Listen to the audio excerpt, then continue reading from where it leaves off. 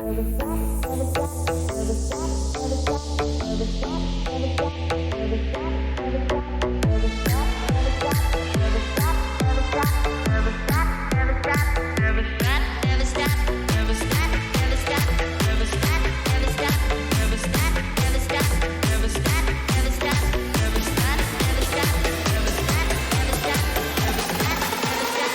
stop dreaming.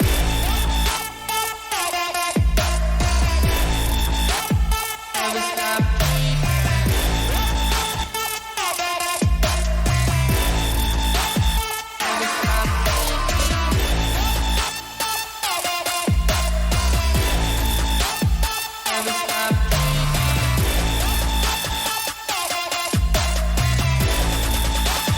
Never stop dreaming. Never stop dreaming. Never stop dreaming.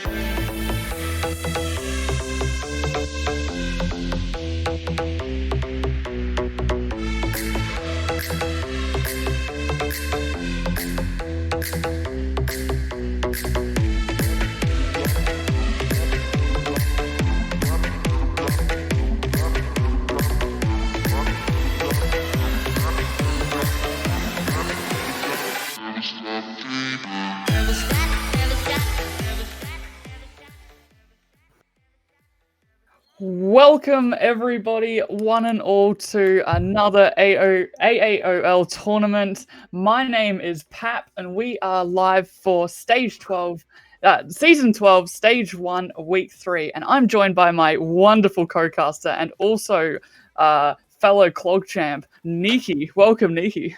Oh, we are indeed the clog champs up in here. Honestly.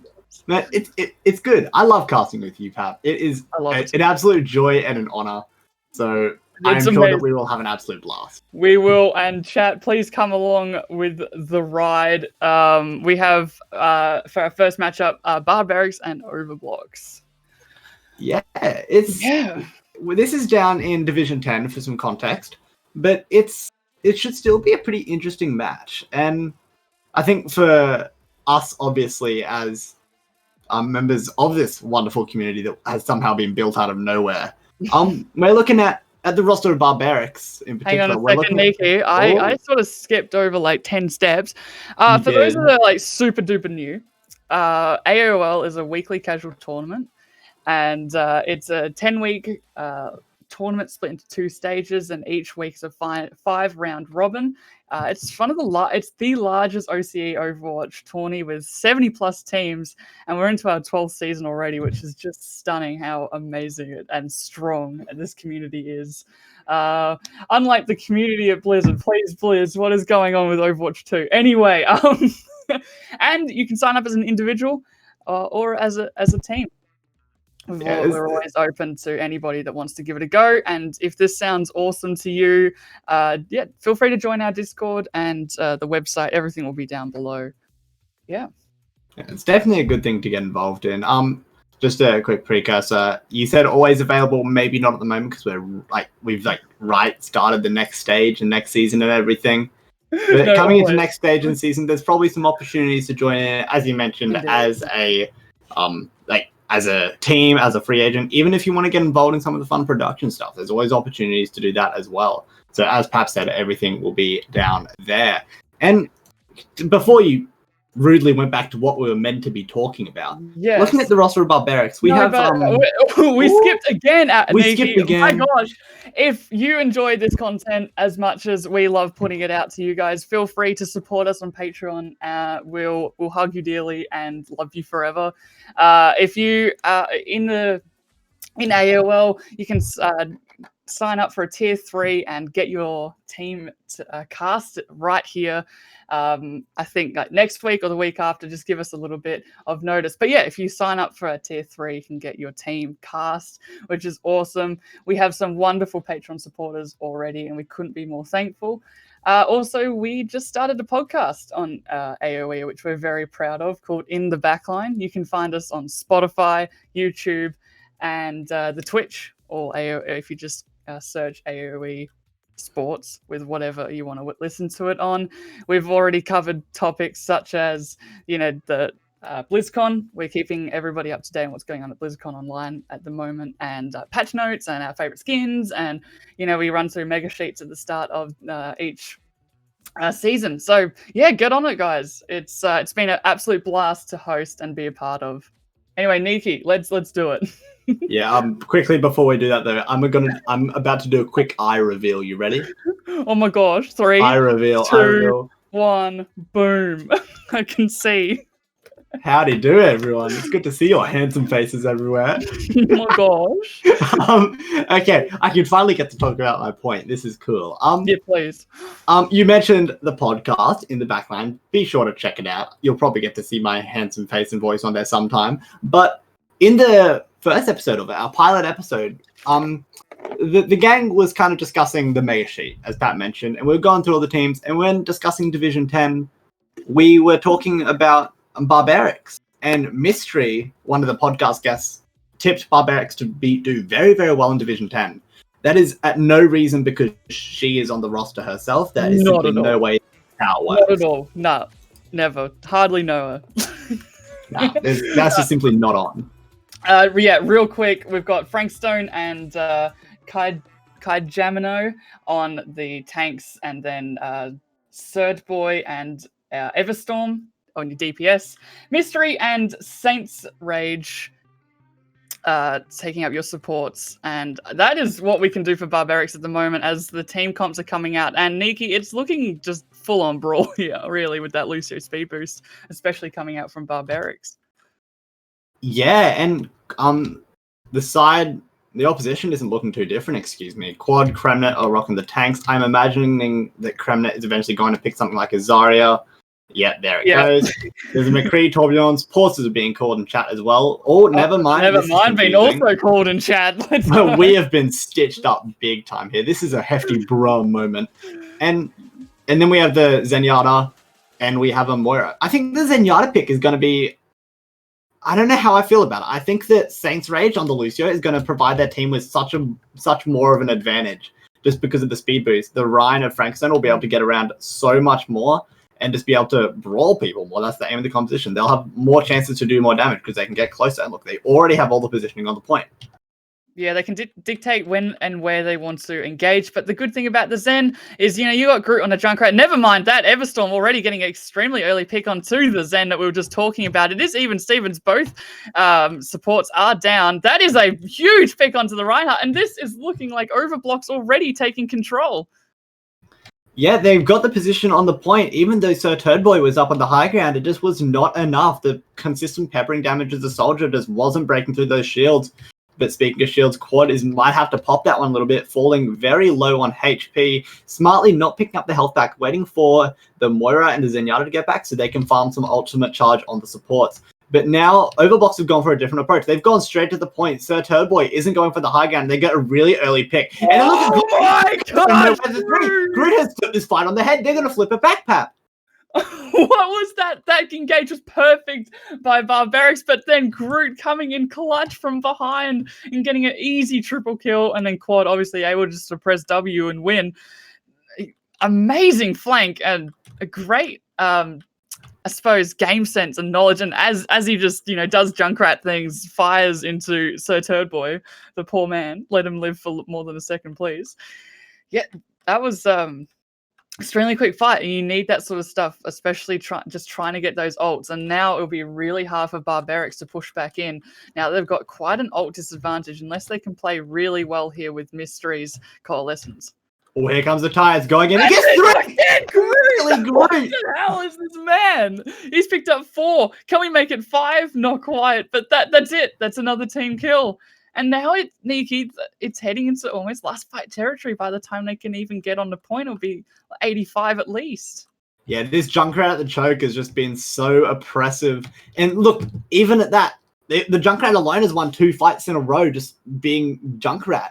And now they have every ult to chuck into this final fight of Overblox. They have every single ultimate except that Junkrat tile, which is coming up even quickly as well. That's already halfway there. Quad unleashes a shatter, only catches one, not quite enough, and the high noon is coming out for Airfish, looking to secure a few picks. Everstorm isn't having it though, pops their own, but it doesn't look like it's going to be enough. The Grav comes out, catches a few people, and now all the ultimates have been used. The Transcendence isn't even necessary. Overblox is just cleaning up on the point, and Barbarics are having a bit of a rough time on City Center Oasis. They get shut down. That was really rough. I think that comp that Overblox were running, extremely good for when you have the point, especially when you had, Groot as Junkrat, just layering in the damage with that Zen Discord orb was always going to be really hard for Barbarics to push. I mean, Mystery was forced to pop Cole super early there. She couldn't even engage her team with it. So extremely well played with Overblox, great positioning, and allowed their DPS to make an absolute mince of the backline.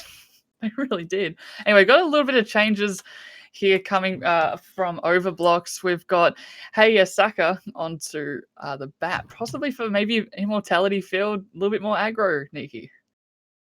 Yeah, I still don't know how I feel about the Lucio speed boost lacking here with the Baptiste instead of a Lucio, but they proved me wrong last round, so what's to say they won't do it again? But we have a bit of a reverse situation as we did on City Center. This time, Barbarics are opting to take the high ground early.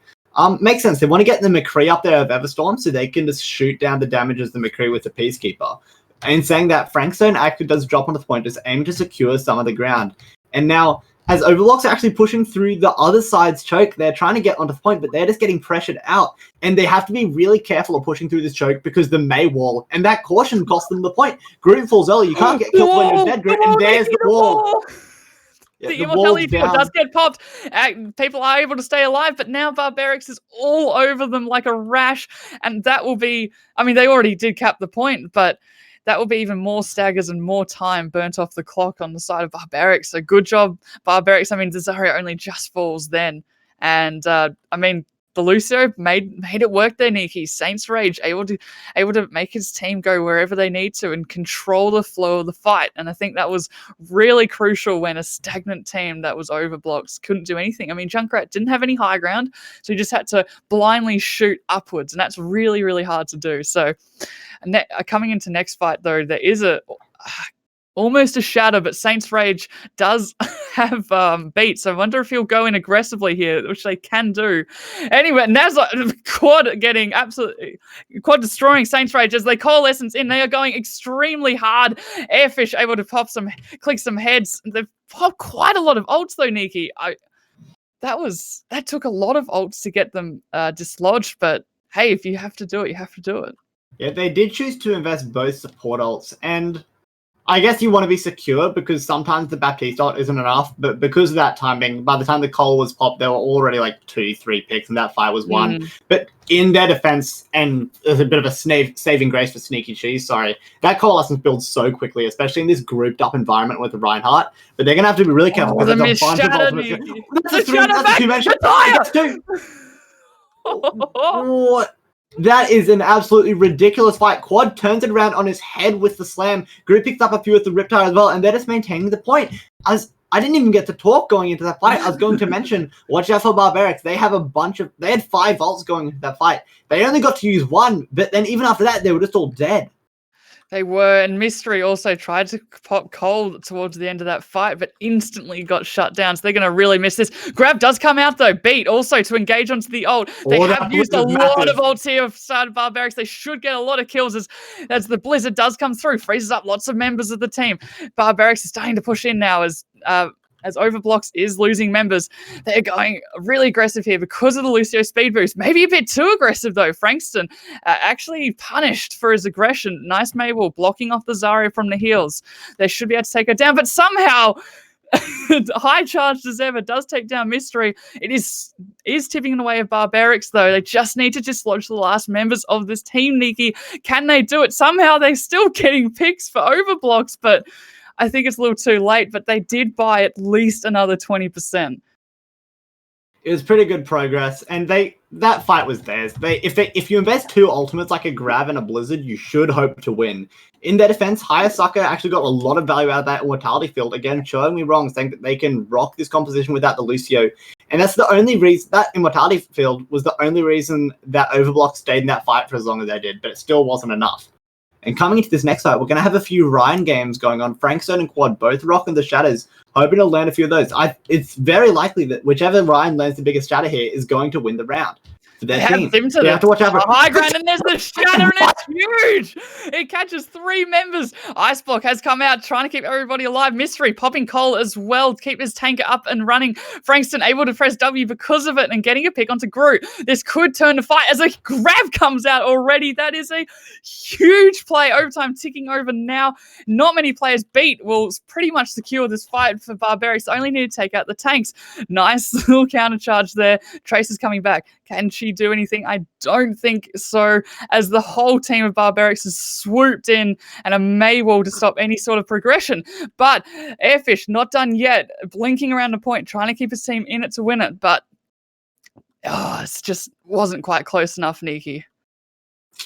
Yeah, that was a bit tough, but that round ended up coming through. I actually feel kind of bad for the Overblox guys there, because Quad actually had a really neat playing collaboration with the Symmetra. I don't recall who the Symmetra player was, and that play, it might have been Groot, but they actually lead up onto the high ground, going really proactively for that slam, trying to get as many members down as they did, and they actually got a decent amount of value of it. But Nikki, you're cutting out, buddy. Jano had enough ultimate charge to get off the Graviton. Sorry. Nikki, you're cutting out a little bit there. The bit rate is not in your favor, my friend. Neither is the internet. But I'll tell you what is in their favor, and that's Barbearics. They have come off a good win, and the Lucio speed boost will again get them onto the point a little bit faster. You have the Zen on the side of Overblox. A great wall, though, onto Ryan. He's forced lots of cooldowns onto the Ryan to keep him alive. Charge does come out from Fishstone, trying to get an extra pick. Shield is so low on both sides of Ryan's here. The wall doesn't catch anybody quite, but now that with cooldowns well and truly up, they're pushing in again. Unfortunately, Hay does get picked out here, so that's no Discord, which is why you would have a Zen, and it's so back and forward. Kermit able to get a pick on Frankston, but both tanks now out of the fight. There's nothing much to shield. A big push from Saints, and that wall will secure first point. Nikki, is your internet alive? It feels a lot better. I'm no longer rubber banding in game as much, which sounds pretty good. Do I sound okay? You sound like a baby's cheeks. Oh, so smooth. I love that. So smooth. So chubby. Now we're in a similar situation.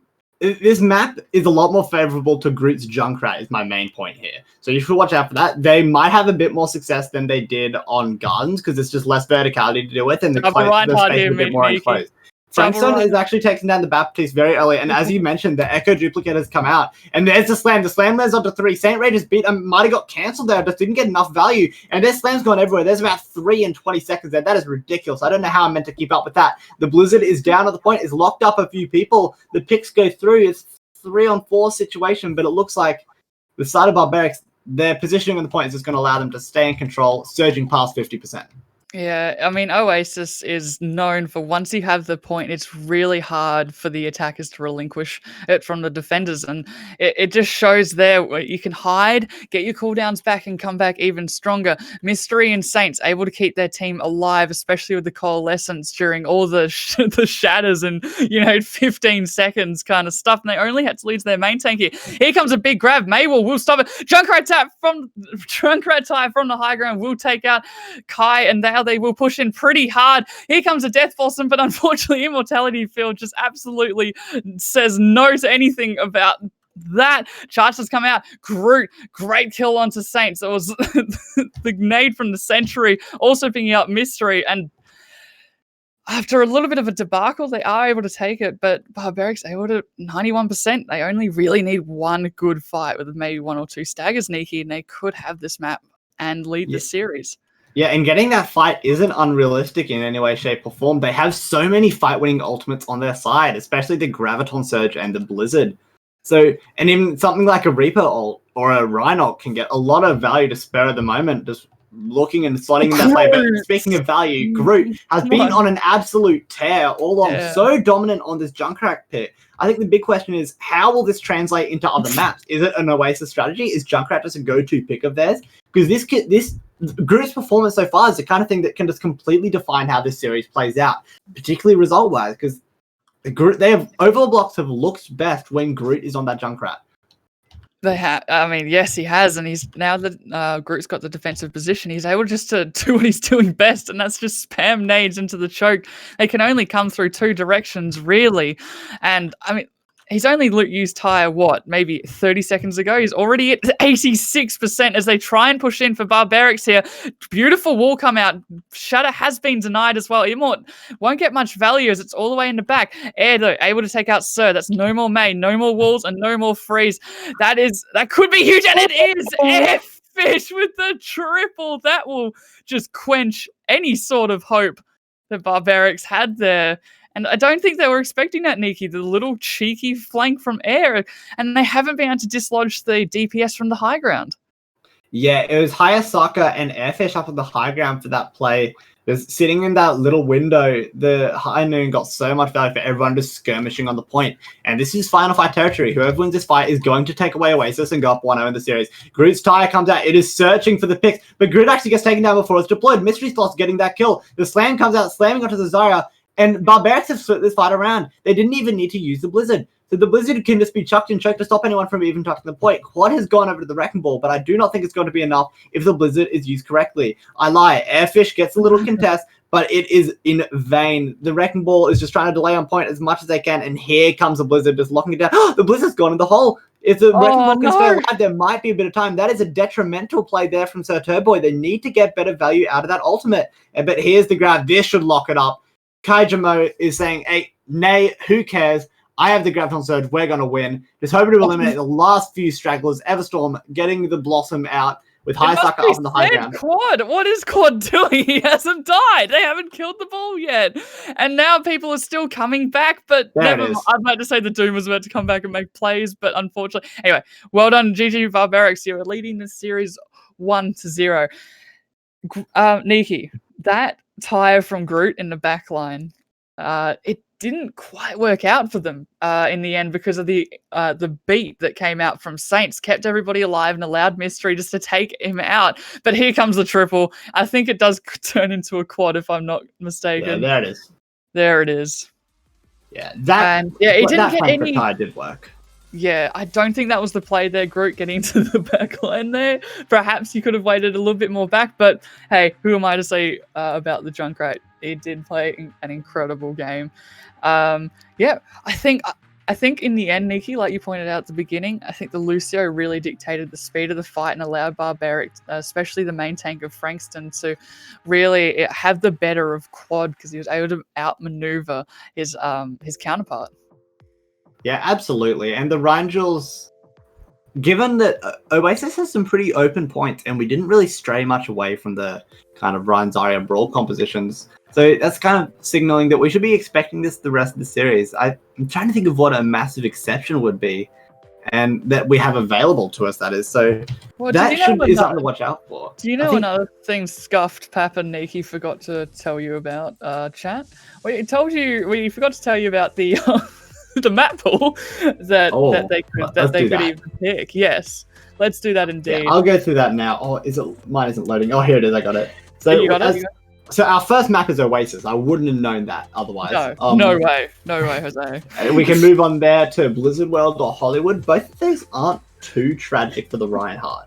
So, as particularly Hollywood C and Blizzard World C, you can do a little bit of thumping with the hammer. Even Hollywood A, honestly, not too bad. Just rotate to the high ground and push them off. It can work. Hollywood B, I do agree. It's a little bit harder to make work, though. Anyway, continue. Assault. What do we got for Assault, Nikki? We have Drawnamura and Drawnubis. So, there's a few interesting points. Ryan isn't awful on both of those. I think there's a lot of value. Closing it off is Route 66 and Havana. Havana definitely being the worst Ryan map in there. You can maybe make it work in point B, but other than that, the sidelines are just too long. Even with Lucio, you don't have the time to close that space. Just a really quick point on Hanamura or Jornubus. I think Hanamura would be slightly more advantageous for the Reinhardt there, a little bit more flatter ground. You can get that sim to the point, whereas on the side of Anubis, you have that high ground around the point and you have that sort of advantage, especially if you're trying to push in as a Reinhardt. So yeah, if you're really favouring the Rein, I would probably go for more Hanamura. Route 66 and Ivana though, that would be an interesting setup if they do decide to run this more Rein Zar, because both aren't that great for Ryan Zarya because, like you said, long sight lines. Even Route 66, you've got the gas station where, you know, you can just sit a Bastion up there. And, I mean, what are you going to do as Paul Reinhardt? There's not much. So we are heading into Blizzard World, though, Nikki. You can definitely hold point A as Ryan if you just, you know, stay there and let them come to you. Yeah, absolutely. I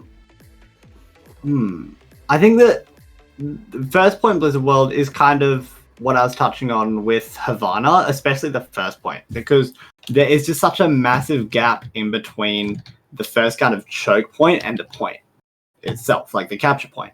So not only does this mean that there's probably going to be less offensive chances because there's so much just walking time from spawn to the point and to set up and rotate and all that jazz, but there's also so much time for an offensive team to get picked off, whether that's by a Widowmaker, whether that's just caught by Junkrat spam. So the team is going to have to play whoever is pushing that is going to have to play really carefully, work around the shields that are being played, and work around the corridors that are available to them to just negate as much of the incoming damage as they can to close the space, and then they have to look for that engage. So this is going to be a really offensive kind of mind game in my eyes. I think what's funny as well, Nikki, is that we were just talking all about Ryan Zar and then look at the comps. There's absolutely no Ryan Zar on the field. On defense, you've got that double shield. There is an Orisa buff coming. It's in the patch notes at the moment, which make her a lot more, you know, buff, a lot more thick, and it does negate you know, the big headshot damage coming in. You've got Saints on that Zen and Sir Turd Boy on the Junk, so you're just looking for a lot of damage coming down. Of course, with the Mystery and Everstorm as well, with the damage boosted Ash, it's going to really hurt the dive as they try and get in here for any sort of, you know, way. I think perhaps the best play would just ignore the high ground completely, and I think that's exactly what Groot's doing. He's just on it. He's making them come to him, and so they are with the damage boosted Sir Turd Boy trying to dislodge a Groot. And can it work as the rest of the team on the side of Overblox is going at it? And do you know what else is going at it, Nikki? My timer. Hang on a second.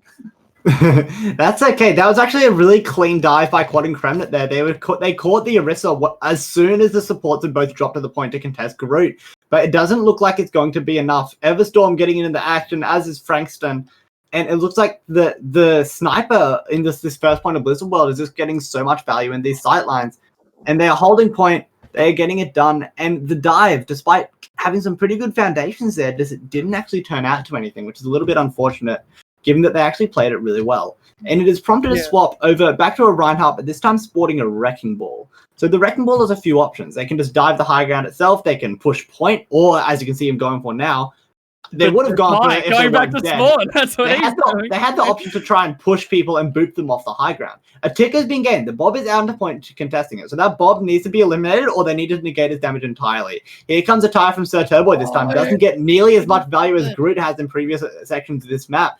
And the Supercharger is out. That is such a fight-turning ultimate. Just that extra damage is absolutely ridiculous to deal with. And Saints Rage is making absolute well use of it. Getting 2 kills on their own. That fight is done, essentially. Groot is trying to get something done, but it is fruitless. It is fruitless, Nikki, but not for lack of trying. They do have a tick, and they can come back in. I think crucially as well is that they've forced Barbearics down from that high ground position, which is extremely advantageous for, both DPS. So now they have been forced to come back, and hopefully you'd get Kermit in that backline, just dislodging members. But Sir Turd Boy getting that pick onto the Lucio Kermit. I keep saying Sir Kermit. I'm so sorry, man. If you watch this back, butchering your name consistently. Flux does come out, does catch the Reinhardt. It won't really get much. Oh, never mind. Does somehow Groot does get crushed under the weight of gravity, and that will be Overblox forced to come out after quite a few staggers there, Nikki, in about a minute burnt off the clock. So if you're Barbarics, you'd be extremely happy with that fight. Yeah, using one ultimate to get as much value as they can. It's pretty good. I think that they wouldn't have minded getting a bit closer to that Riptile or the Bob even. I think that the Bob from Everstorm is going to be really crucial in this next fight because there's a minute left. Huge EMP, every member. They need to go to Sage Ranger. They do. Sage Ranger down. The Transcendence is off the field, and Quad is just going ham, going all the way in with the charge, taking down the main threat of Everstorm. That was such a good EMP from Airfish. Caught all 6 completely off the guard. The reactive trance was not there for Saints Rage. Gets brought back in the fight, only to die again by Hayasaka. Oh, no. Good offense. Really saving point A there. Good communication there. Unfortunately, the Zen was just caught out unawares. Saints Rage. Of course, when you EMP, Saints is now just 50 HP and an extremely easy squishy target. And yeah, with 6 members EMP'd because of the clump, it was just an easy take for Kermit, and you had Groot firing down on them, and and they just had to take the point, and so they did. Now they're pushing Cart, and this is where the Ash 1v1 will come in absolutely clutch to see who can get the better picks and headshots for their team. As there's no dive anymore. There you go. There's a really good pick for Groot. That's a lot of DPS, especially the Reinhardt of Quad, to be able to push in without much worry. But as I say, that Mystery does get a nice clutch res onto Sir Turd Boy, but maybe that wasn't the best shot as Groot. Oh, there's a Shatter in the background. Does get tranced. Everstorm. Nice pick onto air as all the chaos is unfolding. Somehow Everstorm actually popping up with a Bob in the back. He does do something after all and picking up 5 members. That is a beautiful team kill. And they turned the fight after what looked like a loss, especially after a quad shatter in the backline. And just to confirm, that was not a 4-man shatter. That was a shatter by the player Quad. This is going to confuse me throughout the night. A quad shatter. Quad squared. Wait, that's like, what's that? Is that 16? Quads cubed. No, that's 3. Quads. Never mind. Quads trigonometry. Quads photosynthesis. Photosynthesis. That's the one. We just pull out the big words now. Let's go. We're really tackling the big issues here over at AAOE Sports. Just answering all the hard-hitting questions. That we don't know the answers. Hard-hitting face to the ground. Unfortunately, gets taken down by Frankston, and the defense is just so strong here. Again, they're up on the high ground. I lie. Is that the offense? What? No, it is the defense. It's the defense. Yeah, the defense has been going really well, just bunkering up with the double shield composition, and they're just not taking any damage. Because look at the DPS of Overblox. They're running 2 snipers in the Ash and the Hanzo. None of them are getting much damage because everyone's behind shields or just making good use of the high ground, and the snipers aren't getting the high ground because the defense is holding it. I'm starting to question this hero pick, and especially after Airfish's success on the Sombra, I think that staying on the Sombra was perfectly warranted. Oh, I totally agree with you. Stick Groot on that Hanzo by all means, because then you've got Kermit Grav. But the EMP just absolutely shut down anything Barbearics had in the first bit. But there you go. There's the dragon. Here it comes. Does pick off 2 members. They're quite crucial too, as Saints was quite close to his ult. Not anymore, as they're backing up for Barbearics, trying to just wait for the team as long as possible. Nice fight. Huge sleep onto Kaija, and I think that would be it. They were really banking on that flux, but unfortunately it just did not work. Sir Turd Boy up on high ground, trying to get a little bit of picks. Everstorm is actually evening things up. Groot falling extremely low, and as far as they defended, it just did not quite work out, and the members did fall. And I think that was because of the beautiful 2 picks at the beginning of the fight. They even just 2 Grav members can just win you fights. You don't have to always get the 6-man awesomeness, although I love to do that. It was a pretty good Grav as well, catching 2 people on the high ground, and everyone has to avoid it had to retreat. So there was no real way that they could heal people over the lip of that kind of walkway. So they were just both shut down, and they were also split off by the Dragon Strike. So it was just a really tricky shot. But that's actually a massive fire strike by Quad. Somehow getting that pick, that wasn't even through an amp matrix or anything. That was just a fire strike. They're just pushing forward, Nikki. What is this? They're just pushing forward. Trance is forced out, but look how much space they've already taken. The cart is into last fight territory here. There's a Bob in the back line. This could help, but never mind. The sleeps from Saka are just too good. And now it's even Steven. A huge shatter, Nikki. This is 3 members of the team. Nano Ryan into your back line. What do you even do with the coalescence on him as well? Bob does something for air. I think this spells victory. I mean, round 1 victory. God. It spells round 1 complete. It spelled. Oh, no, you know, I failed year 1 spelling. All right, man. I'm telling you, my sight words were on point. I was goated at the sight words. See, my maths was actually not too bad. My literacy skills were apparently were shocking. You know, I had to go back to. I had to have like special help to know my colors. I was like, what? I remember the class. I was in year 3. I got pulled aside for a special one-on-one, and they ran me through like brown and purple because I struggled as I struggle reading round 1 complete. Clearly, imagine if you had an exam on that. Like they had a colors exam, but the thing is, they printed the exam in black and white. What color is this? It was just like grey, but it was actually like pink or something. Grayish white.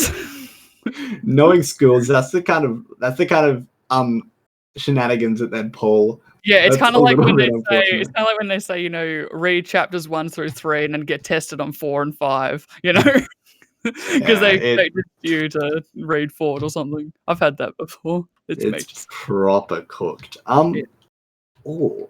Quick note: Groot is back on the Junkrat. There we go. They are Groot.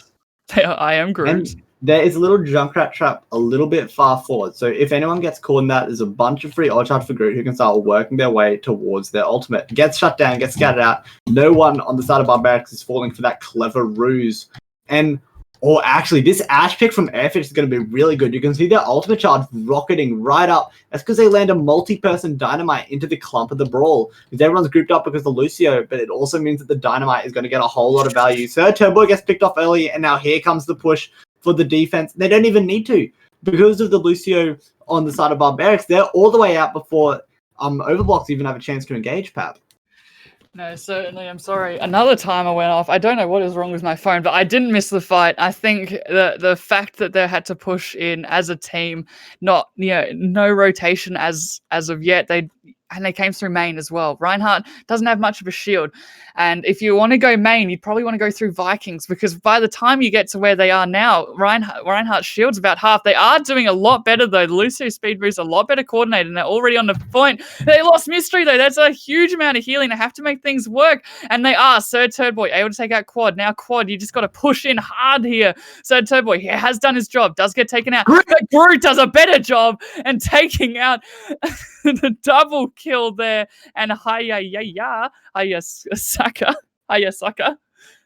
with the beautiful discords as well, helping take out members with Groot's grenades. And yeah, Nikki, I think they need to at least rotate to high ground before they just come into main, because it's not working for them with the amount of pressure that they're getting from an Ashe, a Zen, and a Groot. And a Groot, yeah, watch out for the Groot. That's kind of deadly. But you're 100% right. The Ashe and the Junkrat are just doing so much damage to the shield that they aren't getting enough. Is this warranting running a Diva to eat all the shots, or running a Sigma for like a complete separate shield? But they got to the point relatively uncontested this time, and the sound barrier is out, accompanied by the coalescence. Anyone grouped out is just going to get beamed down by the lighthouse, but the slam actually takes Mystery Sloth out of it. They need to get that kill. Eliminating the Moira takes away so much healing from the offense, and it looks like that they aren't going to do it. The cap is coming through. Groot is on the point, trying to get assisted by the Zarya. I don't think they'll be able to pull up anything weird this time. No, they aren't. Gets taken down. And pretty similar circumstances to Overblox's offensive push, They capped pretty late into their time bank with just one minute left. They're an overtime team like myself, Nikki. Always do it at the last minute. Do tomorrow, like my homework, like my browns and my purples, Didn't learn it until it was due. Due to learn it, I was pulled aside. Mystery didn't actually die there, Nikki. She stayed alive and she was able to keep the team alive during the push. They did lose their Reinhardt though and their soldier, and that is a nice shatter though. Does get countered by a good grab, taking out 2 members, and I think this will be a Overblox to win here as they're just pushing everybody back. That is a quad going for an incredible charge. Oh wow. Oh, this man's got Harry B4 numbers written all over him, Nikki. Yeah, you can tell that Quad put on his gaming gloves for that play, just going like a massive flank charge out of nowhere, just right in the back line. In the back line, check out the podcast. After the stream. I like that one. Oh, that was so smooth. I've been sitting on that one for a while. Thank you later, boys and girls. I always have to say it once as well when I'm in the podcast, just represent. Yeah. If anyone watches Cinema Sins, it's like, name of the podcast. Ting. Anyway, there's a Bob in the back line. He has got an interesting position there. Might take out Mystery though, who had to use shift and got picked out. They on front line though, they have pushed up really aggressively here, and so they should. Losing Mystery all the way in the back has cost them this fight, and now that a minute has already depleted, Nikki, and they have got quite a lot of ults for Barbearics though. If they can play this right, I reckon that they can flip Overblox's admittedly incredible defense. Yeah, as especially you mentioned, when picked like that. My goodness, they are an overtime team. They can be perceived as one. I'm not saying they are, but so far they kind of have been. So that isn't unrealistic. But that last offensive push from Barbarics started off really well. They listened to our advice, Pap, from first point. They didn't go main. They took the high ground instead, which is a really good play considering that they have Everstorm on the Ash. Getting that high ground positioning for the sniper is really good. It started off well. They had all the high ground, but then Frankston got a little bit too aggro and everyone was split up, and then it was just doomed from there. 6v1s don't go well for the one, unfortunately. The Reaper roll gets shot down, and here's a grab onto Quad. But unfortunately for Barbarics, they're being kept alive. Sneaky G's coming in really big. Oh, what a shatter! Quad! Taking out Mystery, this could actually flip the fight. Maybe not, though. Frankston is on Quad's bottom, and he is sent back to spawn. I thought that the shadow would be able to turn it around. Unfortunate though. I think Mystery and the bubbles coming from Kai Jamo are really helping Frankston, of course, stay alive, but also just make space. You need to push back this defense, especially how Groot up they are with Groot's nades just coming from anywhere at this point. This is the final fight, Nikki. Quite a few ults. You're hoping for Frankston Shatter to come really clutch here. Yeah, and also the Bob from Everstorm, if they don't actually get picked off, they drop really low. They're down to so low HP. How is it 1v1? Everstorm clutches out that 1v1 with a sliver of HP. The sound barrier gives them enough health to deploy the Bob right in the backline. Check out the podcast, and it is doing so much damage to the choke, and it is a position where it can't be damaged at all. A Graviton onto Surge from Kremnet is not enough to keep this defense alive. And Barbarics, continuing their tradition of capping in overtimes, like close to overtime, they get point B. They have a minute 52 left. I don't think that they will complete with any time left in the bank, Pat. No, unless unless Frankston just pushes up incredibly far for space and the cart glides. No, it will be overtime. But hey, that's a minute on each side. It's definitely doable. And yeah, they're just sitting on cart, Nikki. I would push up. If I was the Ryan, I want to take space of the attacking. You don't want them coming to you. You want to go to them because you want to be the one making the plays on the attack, because if you lose, then you've got to gain that momentum back. You've got to find a way back to Cart. They've got Cart and Everstorm making use of it too, taking out Groot, the man with the nades. And there's Mystery's Coalescence. You're hoping for a huge push here, and so there is, with bubbles flying everywhere, and Quad not long for this world either. You've got the Sir Turd Boy a little far up there, trying to get as much damage as possible. In the backline, check out the podcast. There is a Bob able to take out Frankston, same as Groot's tire, and that might be the push stops, because that with both tanks down, Nikki, the cart will cease to move. But I think if they can, this last final fight, I reckon they can push if they can just hold the spawn doors, but that, of course, requires a 30-second push and a good one too. Oh, man, I'm not feeling good for... There's so many ultimates going into this last fight. This is going to be really hectic. I was about to say I don't feel good for Barbarics, But then I looked at their ultimates. They have a bunch coming up, and they're already online with a few. I think if Kaijamo can get good value out of this grab and a Dynamite in there, Everstorm can get up the Bob, and here's their chance. That's the a Dynamite huge needs to come grab, through now. The actually. Immortality Field doesn't shut it down, and Sir Toad Boy is unleashing the Blossom, gets slammed down by Quad, but Quad is the only one left standing. Quad's bringing it back? What? No, surely not. Quad gets shut down. Thank God for that. That could have been absolutely monstrous. And now here's Barbearics capping in overtime. The Bob comes out That's a good from Bob. Everstorm. It's just doing so much damage up to the point they have to choose the Bob or the point. They need to stay on the cart, though. Watch out, Mistress Doll. Do not press that S key right now. She doesn't, and she stays on the point. Cool as the cucumber, completing in overtime. 13 seconds the difference, Pap.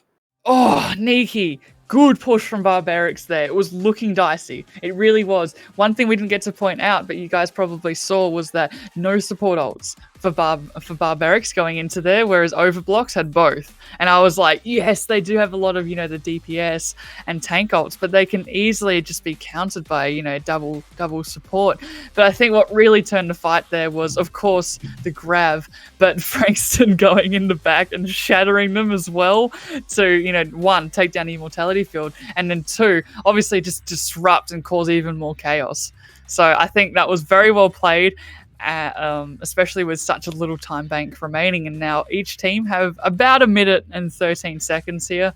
And one last attack attempt for Barbearics.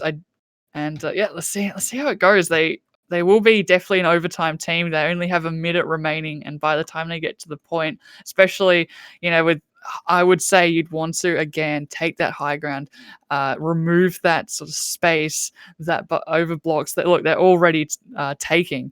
So I would dislodge and then go for point. Unless you go through Vikings like we used to do in my old team, Nikki, and you sim Tally from Vikings to point, and it completely negates the walk that you have to do, Lucio speed boost or not.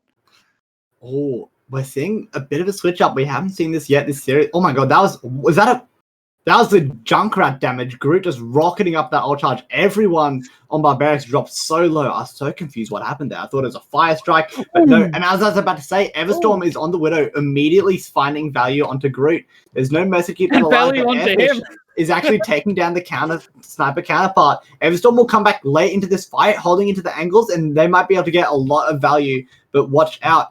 Airfish is up on the high ground, spamming Dynamite onto the point. Actually takes down Saint Ranger, but Quad is falling so low. Frankston needs to hold their ground, time that shield timing to take them down, but it isn't enough. Airfish has been on an absolute tear. 3 down in this fight already for them. This is a defensive hold, Pap. I think I can stop talking because I don't think there's any way Barbearics bring this back. No, I mean, unless Mystery clutched the coalescence, but no, did unfortunately get trapped somehow. Don't know how. But I think, what didn't help was the fact that Frankston, he unfortunately fell. And because of that, Mystery couldn't quite get that coalescence up fast enough. They were really banking on Mystery getting that coal, I reckon, and it just didn't happen. Especially, with Groot's damage, it's not like it comes in a little bit like Soldier and you get a little bit of the pick damage. No, it's either you're alive or you're like 20 HP or dead, So Barbearics up a little bit of an upward battle. On the side of Overblox, they will have that one extra push because of the 13 seconds. It could buy them a crucial amount of time. But, of course, having said that, it's 1 minute 13 seconds, Nikki. It's not much.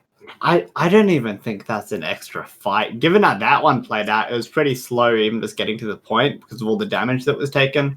I think it's essentially one fight. It's very likely that we see a draw here. Just because I think that the defensive affordances for Barbearics and both teams, whenever they're defending, are just so pivotal. There's so many chokes to spam down. There's such a big path. There's such a large amount of space to actually travel through. So many opportunities to get picked off. So much time that you're left exposed. And it's just I'm feeling a draw here, but I am more than happy to be proved wrong. And the main player looking to be proving that is Airfish. Everstorm did try the Widow on their offense, so watch out for Airfish finding a few angles. They have been good on the sniper so far tonight. Maybe they can make it happen here as well. Get a few picks, because then it is anyone's game if Airfish is popping off. that grapple shot was, I thought it was close to somebody. Never mind. Yeah, I do agree. Airfish, for the pick to be right. Oh, never mind. He switched off to Ash immediately. That's fair enough too. Unless you don't get that first immediate pick, I think that is the correct play. Because I was about to say, unless the Widow can get an enormous value, especially with such little time remaining, I don't think it's the best pick. But I like this pick from Airfish now. This Ash, the Dynamite. It's come in so clutch. The positioning from him has been so good. And there's the first pick, Nikki. We could see it after all. Does get res though. It's back to a 6v6. Quite a lot of cooldowns though were invested to get them up. And cooldowns there were. Saints now falls. That's a quad in your backline. I don't know what you're supposed to do there. The rest of the team have been able to push in the meantime. Frankston trying to do his best just to hold point for as long as possible. But I think it's almost futile. And somehow, Nikki, in a little time remaining, this could be it. Overblox could have taken it and the win. And the series has been drawn. 1-0. And now I think I can read. It says Overblox wins. I did it. Yay, good reading, I graduated year 3. You're so lucky that wasn't colours. Otherwise, you would have been proper cooked. Yeah, lucky it's not in my purples and browns. Nah, that's a game changer. That is like costing you your ability to read if it was in purples and browns. So series is drawn up at 1-1. Overblox getting a victory on their map choice of Blizzard World after a really good defense. I was watching that fight. You were talking, and I wanted to quickly butt in and say Saints Rage was really low on that Zenyatta. But as I was about to say that, it was a bit too low. That health bar hit 0, gets taken down by Quad, who, as was you mentioned, was in the backline. Podcast guys, and it's just. Love it. I'm gonna plug this to absolute death, and it's gonna be lovely. It's amazing. Yeah. This has been a really good series so far. I love seeing the variation. We saw a bit of dive at the start, not for too long, but we saw some double shield. I'm okay with a bit of variation off the Ryan Zarya. Like, Ryan Zarya is fun and all. I love it to death. But it's nice to see a few little strategical change-ups, especially if it isn't working for either side. No, I do like it. I'm liking it. We're not seeing just the Ryan Zar. Of course, you can always fall back to it because that's the true and classic combo, right? I mean, you can definitely argue for Winston Diva as well. In the original Overwatch League, dive was everywhere. But yeah, I'm liking the double shield, especially when you're going into, say, a map like Route 66. You can really hold the high ground there with, an Ash poking down. And even you can flip that completely around. We saw, the Winston Diva for a little bit there with a great, yes, it failed, but we definitely saw potential in Overblox's dive against Barbaric on their first push. And I'd be keen as been to see it again. Yeah, because I touched on it after that first fight with the dive composition. It really should have worked. It was really well timed. I think it really depended on who they caught up there on that high ground with their metaphorical trousers down. Because unfortunately, it was just an Orisa who's just so beefy with that fortifying just the general HP. And the armor as well does so much against a Tesla cannon and like the rotating blaster things of Diva. I should know the name for that weapon. The blaster cannons, I think that's what it's called. But it was a tricky, unfortunate target to find up there. Sorry. Do you reckon it was...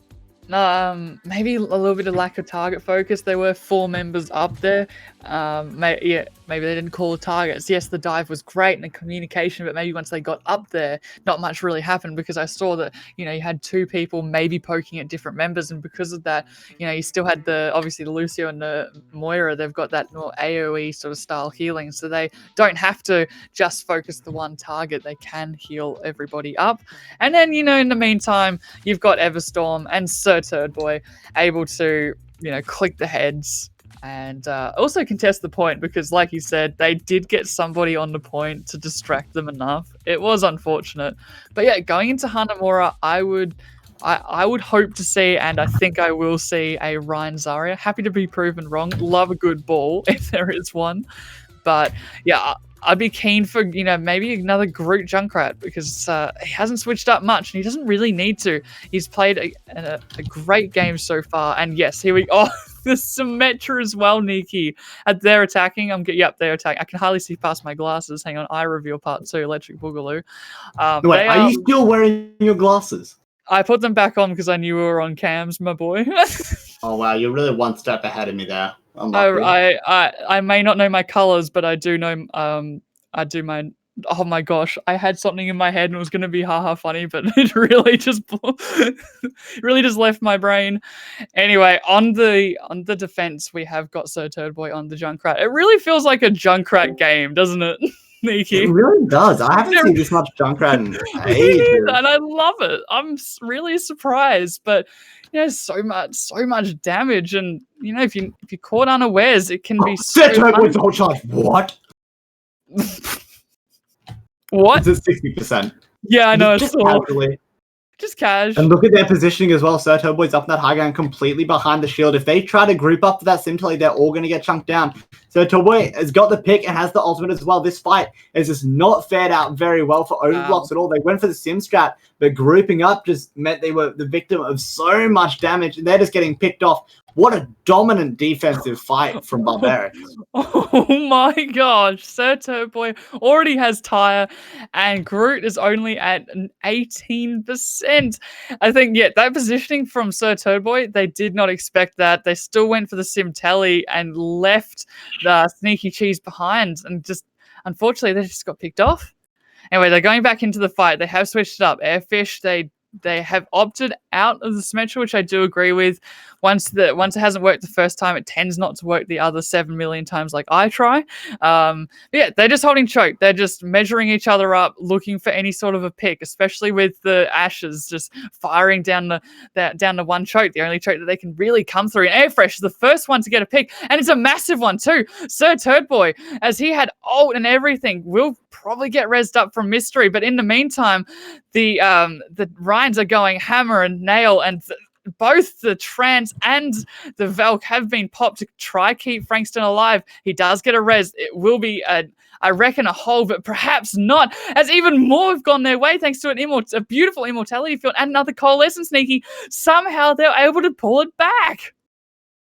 That was a weird fight. I'm not was gonna really, lie. I was topsy-turvy. I didn't catch half of what happened there. Like from what I saw, it looked like Overblox did the thing where they press M1 and then people have to go to the respawn room. That's what I saw. There might have been a bit more nuance to it than that. I'm not sure. You'd have to ask like an expert or something. I don't know. Yeah, not us, not the guys casting to you that help you understand what what's would we going know? on. What would we know? We're just in your backline, not title of the podcast, but kind of close. Close enough. Oh, is that a shatter? I think that catches at least 2 members. A nice counter shatter. Doesn't get anything that high though. Probably could have wrapped around a little bit better. That's 2 ults, 3 ults used. Nothing much happened. Sir Turdboy though able to get quad, and I think that will automatically be a fight. Not perhaps a win, but just a pushback. You don't want to full reset. You just calmly wait for your Reinhardt. There's no need to panic, and it's 2 CP. As everybody knows, if you don't attack as 6, you're basically done for. He's in main, Nikki. I'm sorry to interrupt you, but that was a beautiful pick onto Mystery Sloth, and now they can really push in.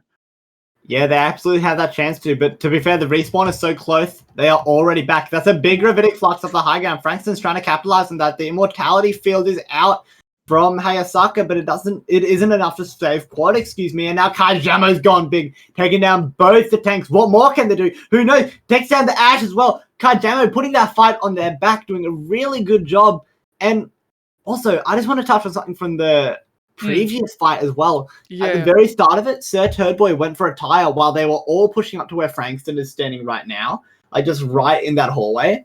Yeah. And it would have been so big. I don't know what happened. I don't know if it was the immortality field or if Quad just got like a miraculous shield off. But that absolutely should have been a 6-man tire. Absolutely. Sir Turdboy will be kicking themselves. But luckily enough, because of these chokes, Sir Turdboy has another ultimate, can go for round 2. Round 2, Electric Boogaloo indeed. They are pushing main this time. Very smart decision against the Junkrat. I was about to say they stop pushing top, please, for the love of God. And so they have. The problem that they got now is Everstorm on the high ground poking them out. Beautiful rock. What the hell was that?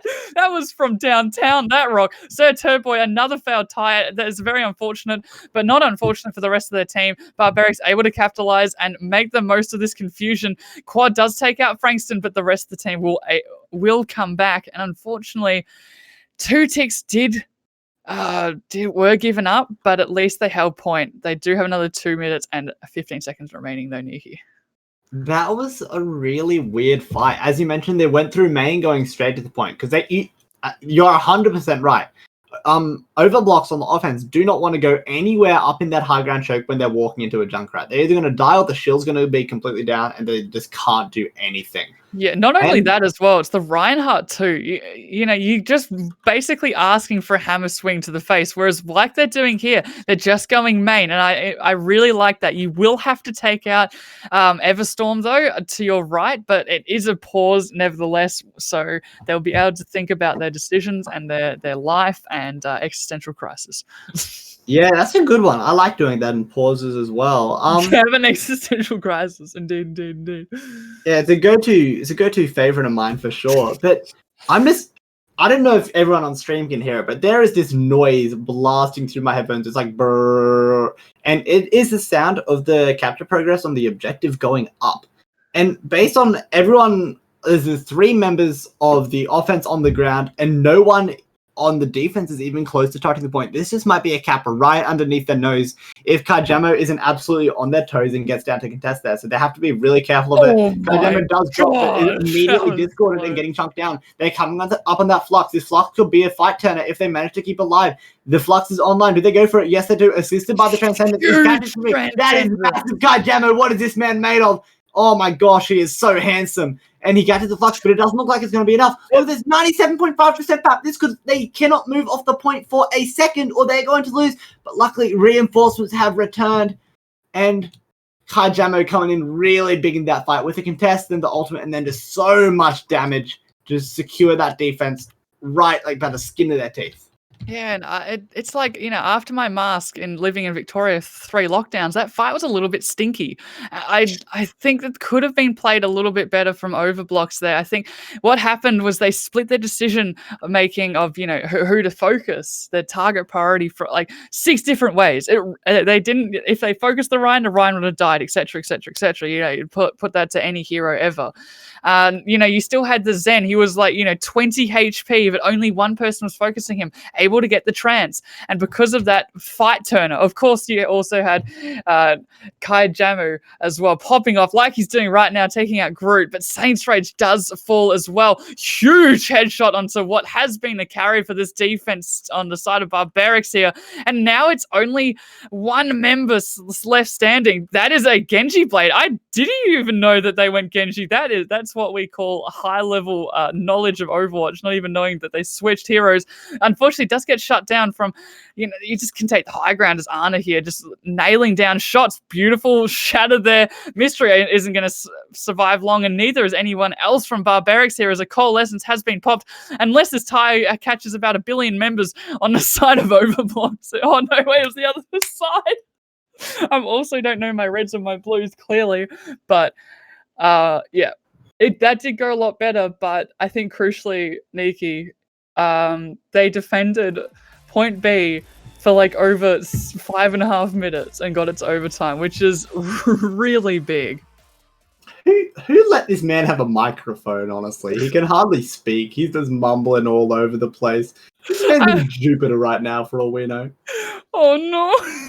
I think that you owe tonight a very strongly worded twit longer apologizing for your lack of speaking abilities tonight.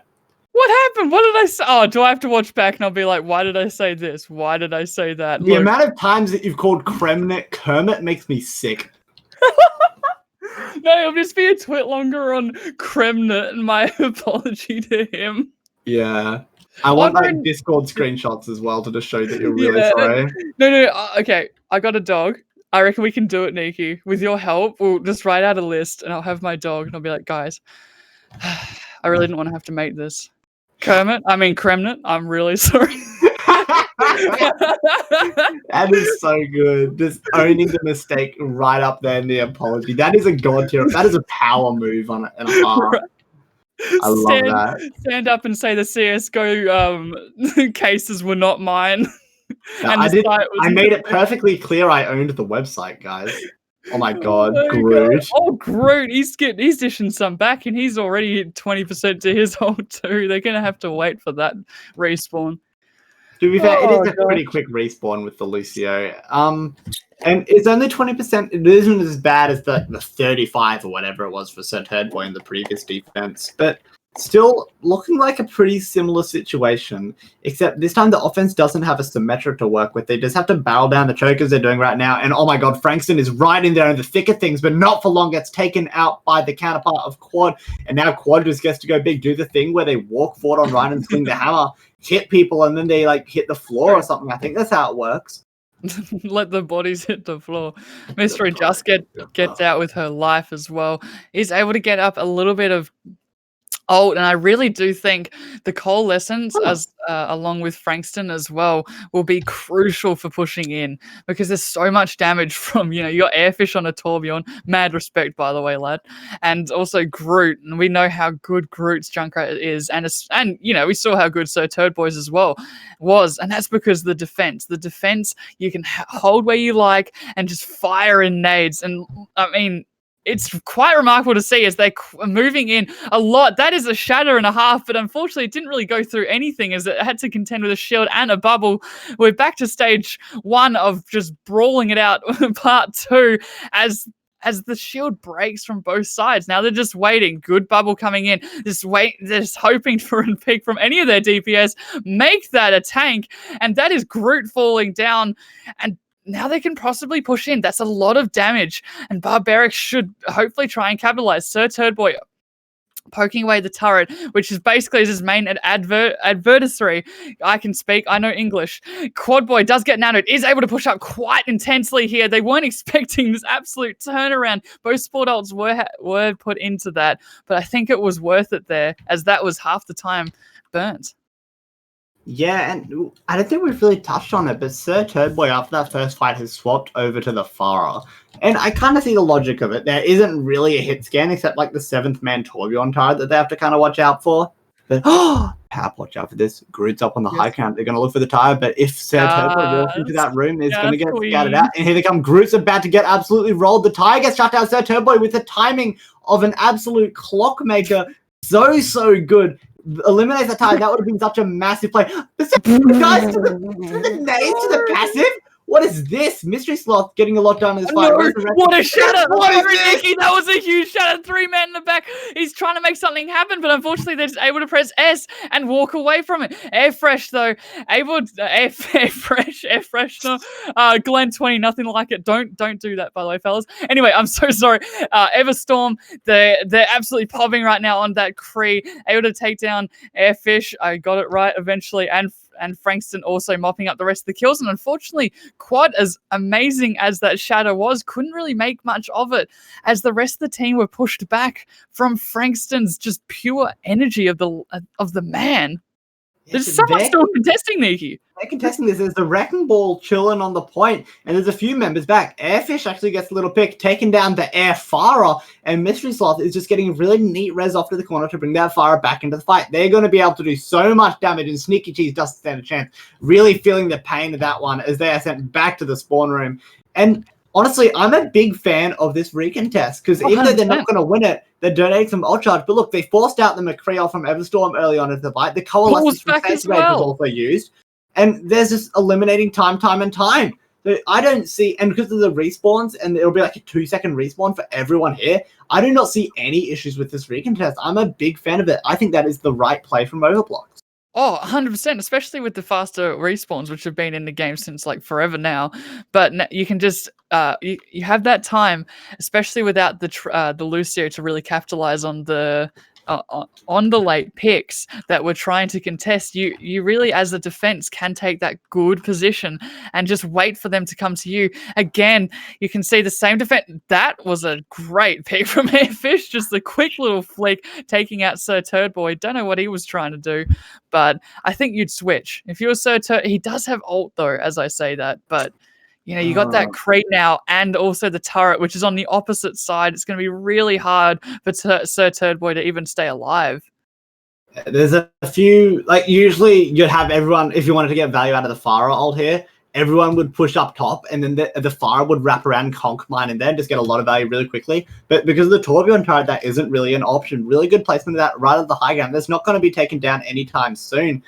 And it's just pouring in the damage, and it's looking like that the fight is going to go Overblox's way. Sneaky Cheese is getting so much value out of that Coalescence. The healing and damage combined is just letting them do so much. But a lot of damage at the moment for Sneaky Cheese, actually.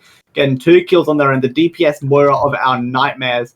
But I've just looked up at the ult bank for Barbearics, and I nearly gasped. I'm honestly surprised you didn't hear it. Because look at this. This is 6 ultimates. That was such a good eco push. Now I think of it.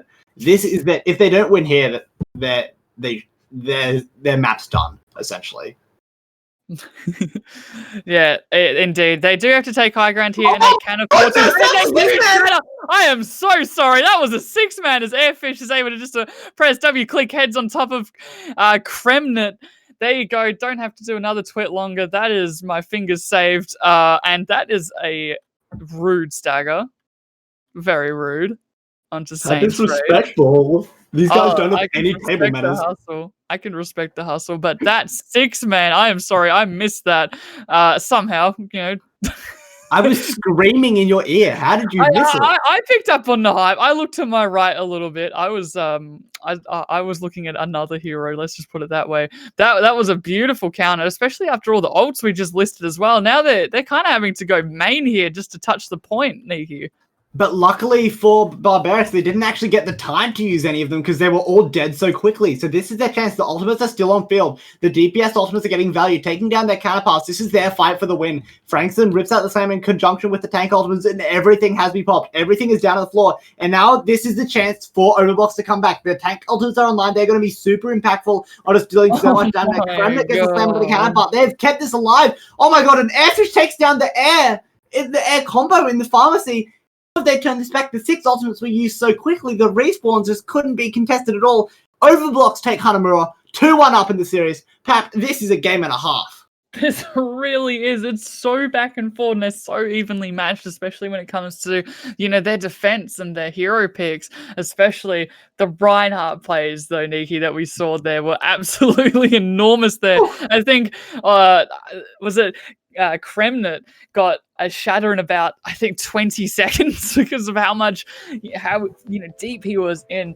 And yeah, you could just see the amount of eliminations mostly going towards the tanks, which I absolutely love. Oh man, that was absolutely insane. And I'd love to talk about that a little bit more, but we're going to do that on the other side of a short break. We'll see you on the other side, guys. Stay safe.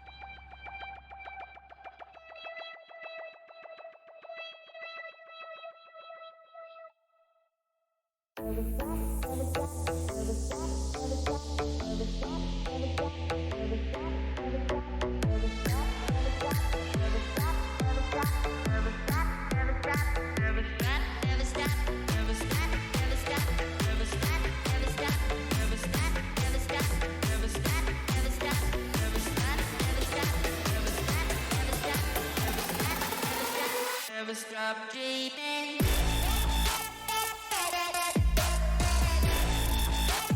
Never stop dreaming.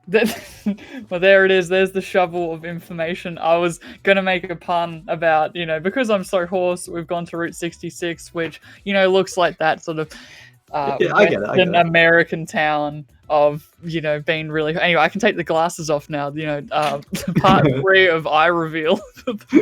So many eye reveals, man. So many eye reveals. Honestly, we should do a reverse eye reveal where I wear my sunnies as I cast and not see a thing. But anyway.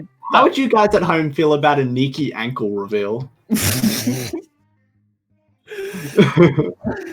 Hang on, we just got to invite a scuffed man to the game. I think you guys can finally see it now. And as Airfish, he does take himself out. Oh my god, Abby just doxed himself, didn't he? Abby just doxed himself. Oh no. Oh no. This man's career is over. His DMs were up on screen. Make it cancel twit longer, please. Anyway, let's talk about comps while we DDoS Abby. We have, again, the staple Nikki, which is the Junkrat. I love it. I honestly, it's amazing.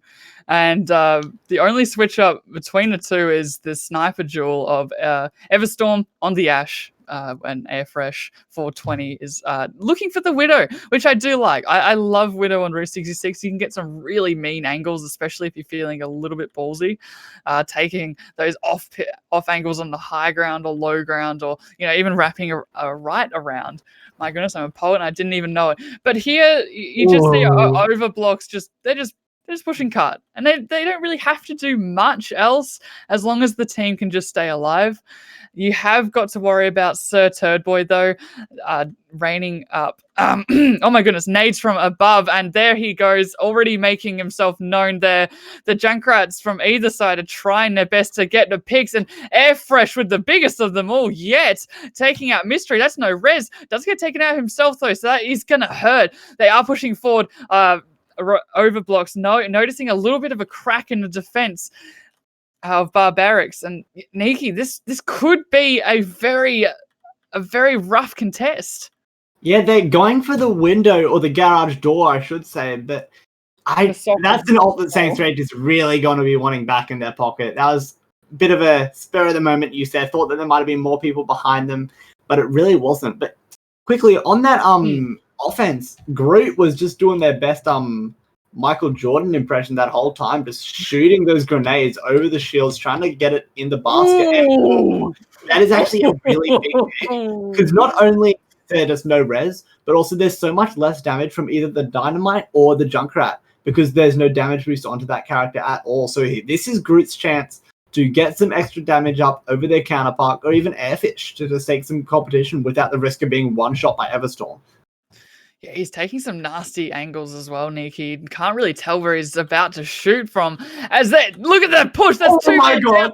3 men. I'm so sorry. That's an easy win. Nano onto the right to see him alive, but I'm not even sure it's going to be needed. Turdboy into the background in the backline. Just check out the podcast. Doesn't really get any value, and unfortunately, he's just going to have to run away with his nades between his legs as they're looking for maybe a last second recontest.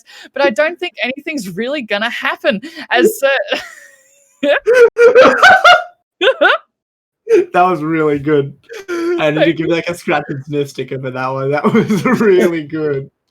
Thank you. Oh my goodness.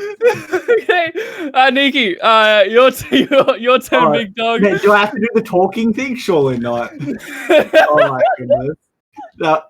That's oh my. Okay, I'm gonna try and get back in the game. Really notable difference here is Kaijamo is actually on the Sigma instead of a Zarya, which Kremna is rocking, and Groot not having too much. No one having success with the Riptides really so far on Route 66. Both of them getting shut down by the snipers, really showing the prowess of those two players on the hit scan rolls respectively. So really good showing from them all the time. But Quad, what is Quad doing? Quad out here, man. Quad living his side best. swipe, just T-boned Frankston, I'm pretty sure it was. But unfortunately, Kaijamo was there with the RACQ insurance, just keeping him alive, keeping him chilling. I think RACQ is a Queensland thing. That's what the Q stands for. Bugger, that didn't hit as hard as I thought. It would be a V for Victoria. You just like substitute, right? Anyway, that's not that important. I think what is important as well to keep in mind, viewers, is that how big the time bank is here. But what an eat! My goodness, that is Kremnitz grab completely gone. See, the tweet longer did work, fellas, and I am truly sorry. Groot though able to take out third boy. That is a lot of ults coming out from both sides here. Nano Reinhardt in your backline. Check out the podcast. Just swinging away, picking up 3 members. There is a res from Mystery onto their own Reinhardt. Again, I'm sorry. I know that they won round 1 complete. There was no tire that was successful there, Nikki. Yeah, that was a really interesting set of plays, and it kind of makes sense because I'm pretty sure an Ashe can one-shot a Riptire. I know a Widow certainly can if they're in like the right range and everything. So they're just the snipers are just really on their toes, shutting down those Riptires, and it's like a really high impact ultimate, especially in like a brawler composition with a Reinhardt and Zarya, where those two at least want to be grouped up. Usually there's a Lucio chucked in there as well, or a Moira. So there's a lot of squishy targets that you can land kills on there with the tires when they're all grouped up. But it just hasn't been going to anything. But it doesn't seem to matter, at least for Overblox, because they kept the 350 left in the time bank. We kind of just washed over that. But that is an absolutely monstrous amount of time left them to work with if we have to go to round 3 and 4. So, I can't think of a time besides when Groot was busy shooting hoops, when the cart was not just barreling forward towards point CPAP. That was a monstrous push. That was a monster push. I really think that the cart only truly stopped once, and that was the point C stop. And I thought, that they might be able to get themselves together for Barbearics, get some ultimates online. But then you just had Quad in your backline getting check out the podcast. Getting the Quad shatters, which he did, and then getting nanos as well. And you asked. Used to, and that is a beautiful beginning shot there from Airfish, and that will be another 10 seconds of being really careful. Not a lot of DPS. Yeah, Sniper Drill is on the cards. Everstorm also rocking the Widowmaker. Really important, because now Airfish has another place to look. They can't just scope in on the supports. They have to be cautious of where the other Widowmaker is. It's fundamental. Oh, they don't have to look anymore because Airfish is dead. And now Everstorm has all the sightlines in the world. Up on the train, looking to push forward with the grapple look to take more high ground, gain more sightlines. Little flank through tunnel. They might be able to get a little angle up onto the armor if they land the shot. But instead, they're just looking to hold the choke. But mind that, the Widow's around, wrapping around. And now this is, as the Widow wraps around, the main core of the team wants to engage at the same time and kind of pinch them around the cart. That can be such a deadly combo if executed correctly. But it doesn't look like that's what they're going for. And now the Ryans are just on the point, just swinging. But Alida isn't even Ryans, it's just one Ryan. Frankston varying a little bit, going over to a Sigma. Actually making some decent progress towards that ultimate, but lack of the hammer's kind of disturbing. Ooh, shivers. That is a couple of kills gone from both ways here. That is a nano quad though, just pressing W, and we've seen how deadly his nanos have.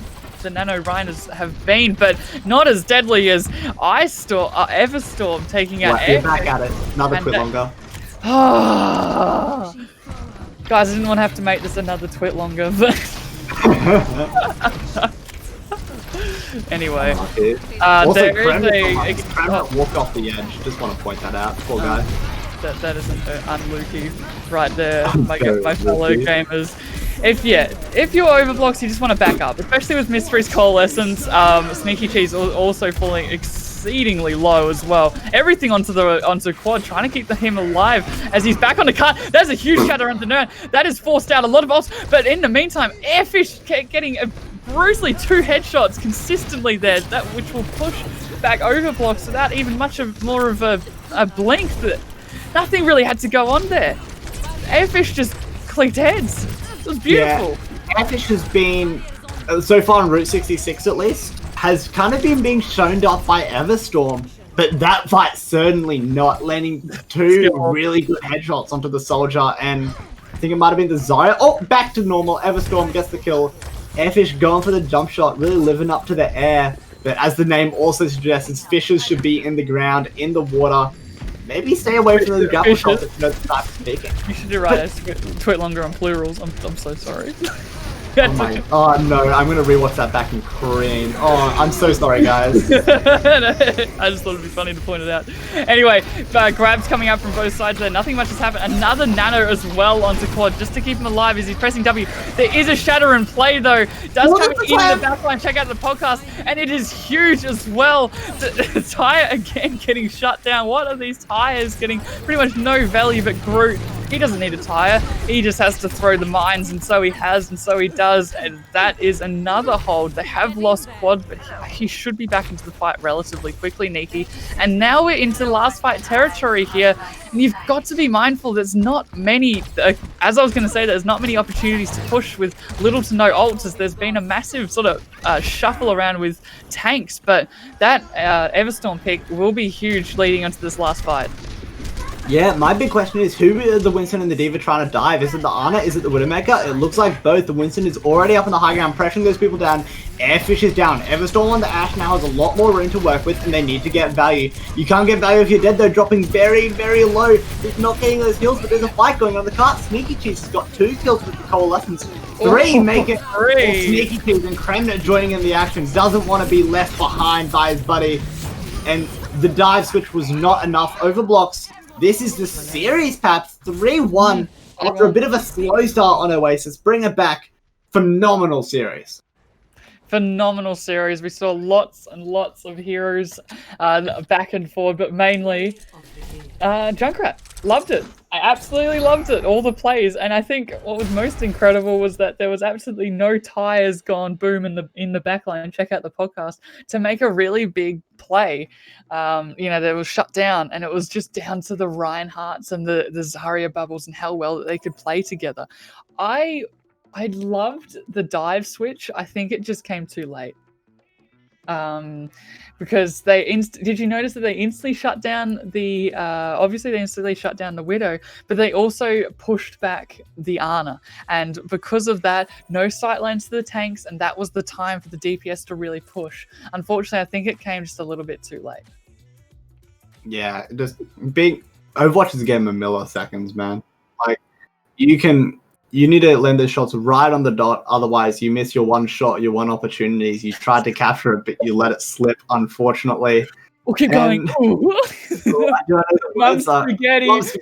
Dude, I had ravioli for lunch, and it was so good. Like, it was an absolutely brilliant ravioli. Yeah. Should we just make everybody hungry? Because we could speaking of pasta, I'm passed us on to a break. That didn't work. We're going to a break, guys. Okay, hang on, wait. Let's just do a little bit of build up. Let's, guys, this isn't it. We're not done yet. We still have another match coming up for you guys. We have, now I know the people that watch in the backline will probably want me to sing it. Or maybe I will bust it out, but we've got Holly versus SGU Battalion straight after this break. We'll see you guys soon, and stay hydrated.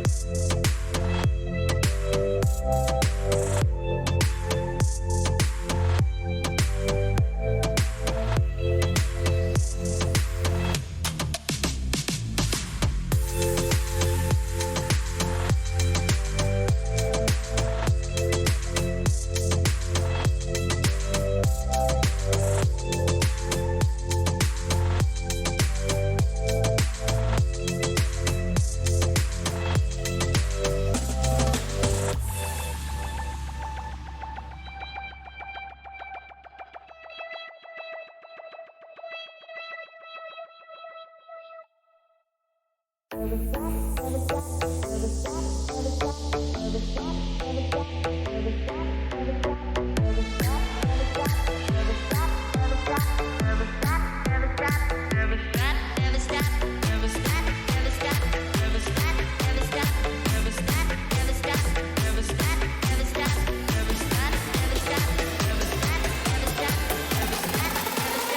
Never stop dreaming.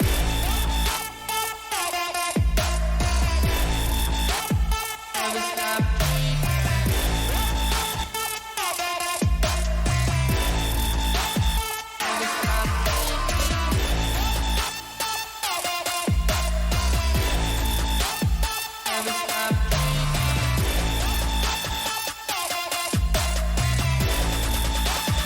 Never stop Never stop dreaming.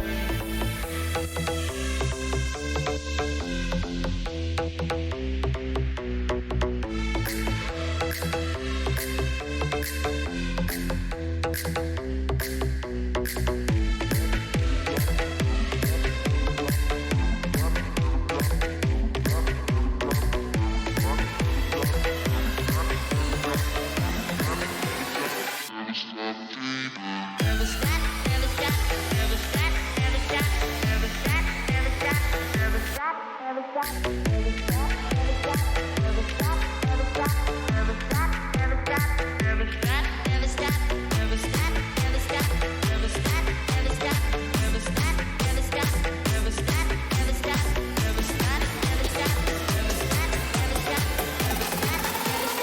Never stop dreaming.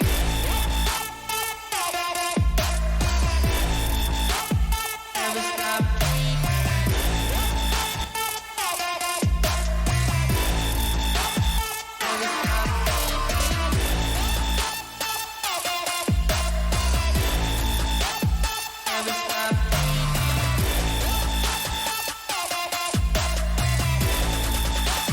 Never stop dreaming.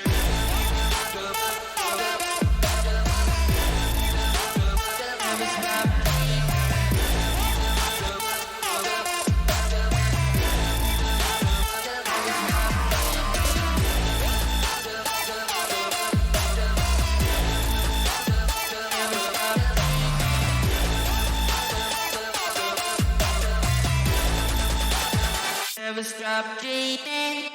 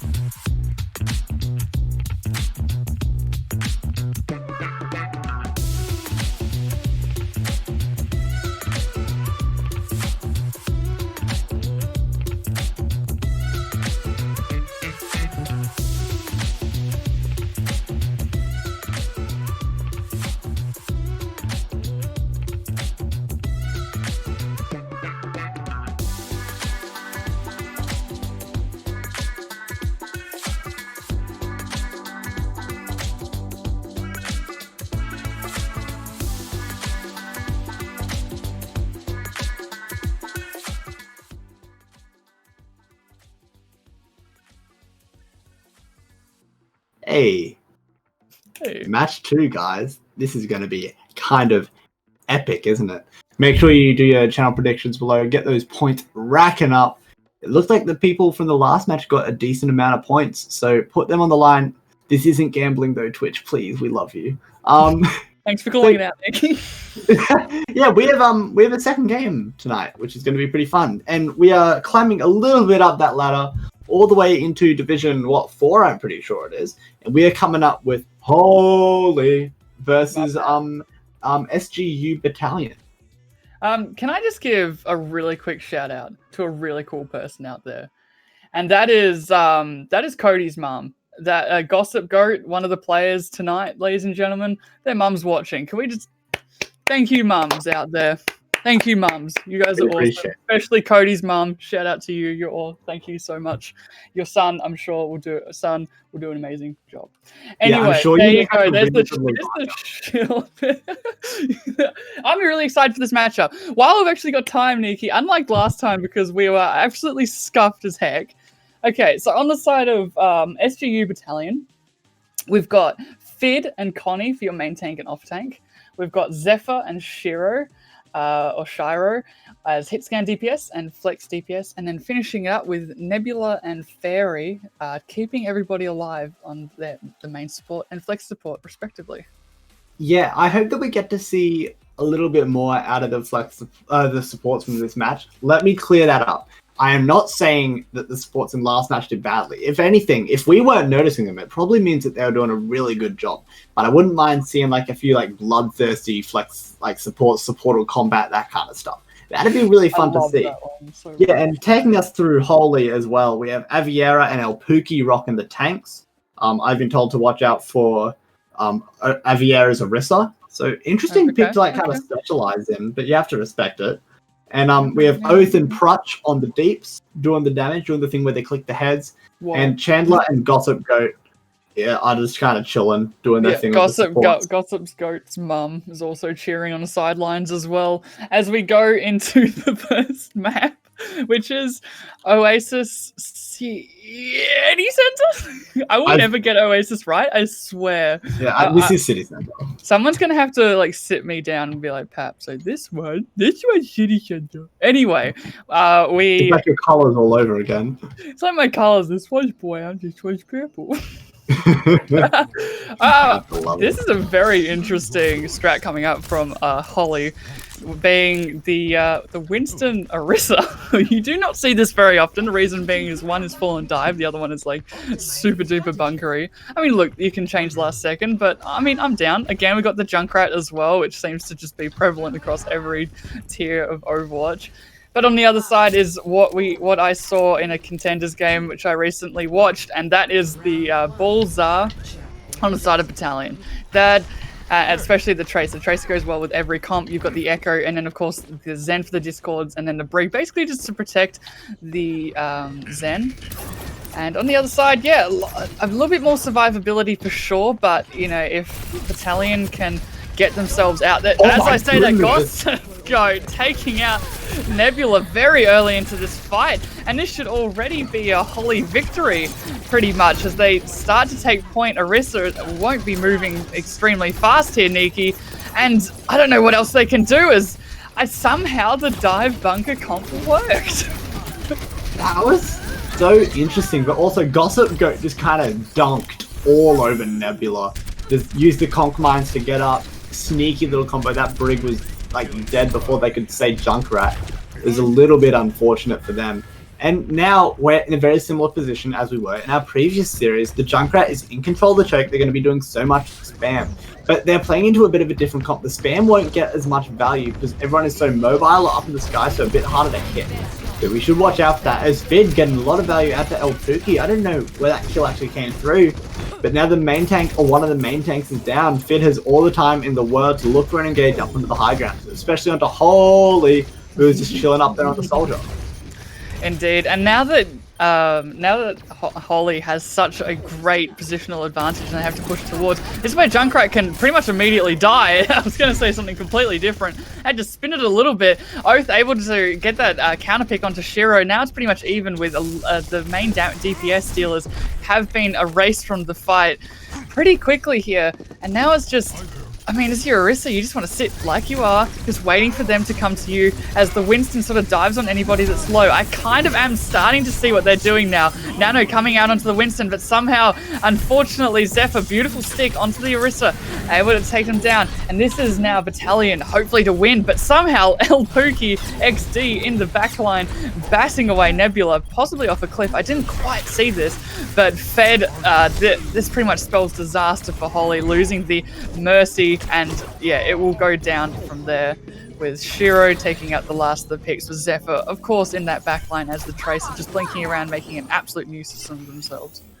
I am casting under the assumption that El Pookie is the main account and El Pookie XD is the alt account.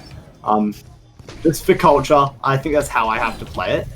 And I think on a more serious note, pushing in with the Orisa is probably not as good as it is holding with it, because it takes time to get those shields in position, and it also takes time to get Riptides around. And swing right around, take down Shiro very early into the fight, and they're just going to cap right underneath their noses. Fid chooses not to contest. Holy, they're on 90%. Battalion need to do something. They really do, and they're not. That is sights. This is going to be brutal. But with the Graviton coming out, this could be big. They are trying to do anything they can, Battalion, to hold on to the last remnants of an overtime, and I think it is working in their favor. Somehow they're turning the fight. Chandler, and on like literally 1 HP, does eventually fall to Nebula, and I think they will hold here. But crucially, you know, they did cap and get it to overtime, so they only need one more good push.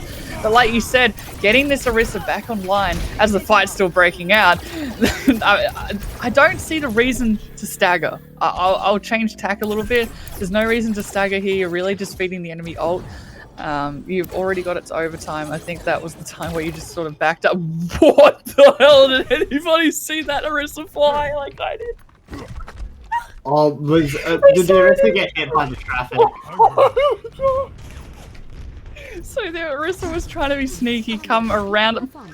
Oh no, what is going on in the cars? This is something crazy. I think they're trying to flank, but just getting absolutely rolled. That Orisa death, I will never get over. Flew. They rezzed the guy inside of the car!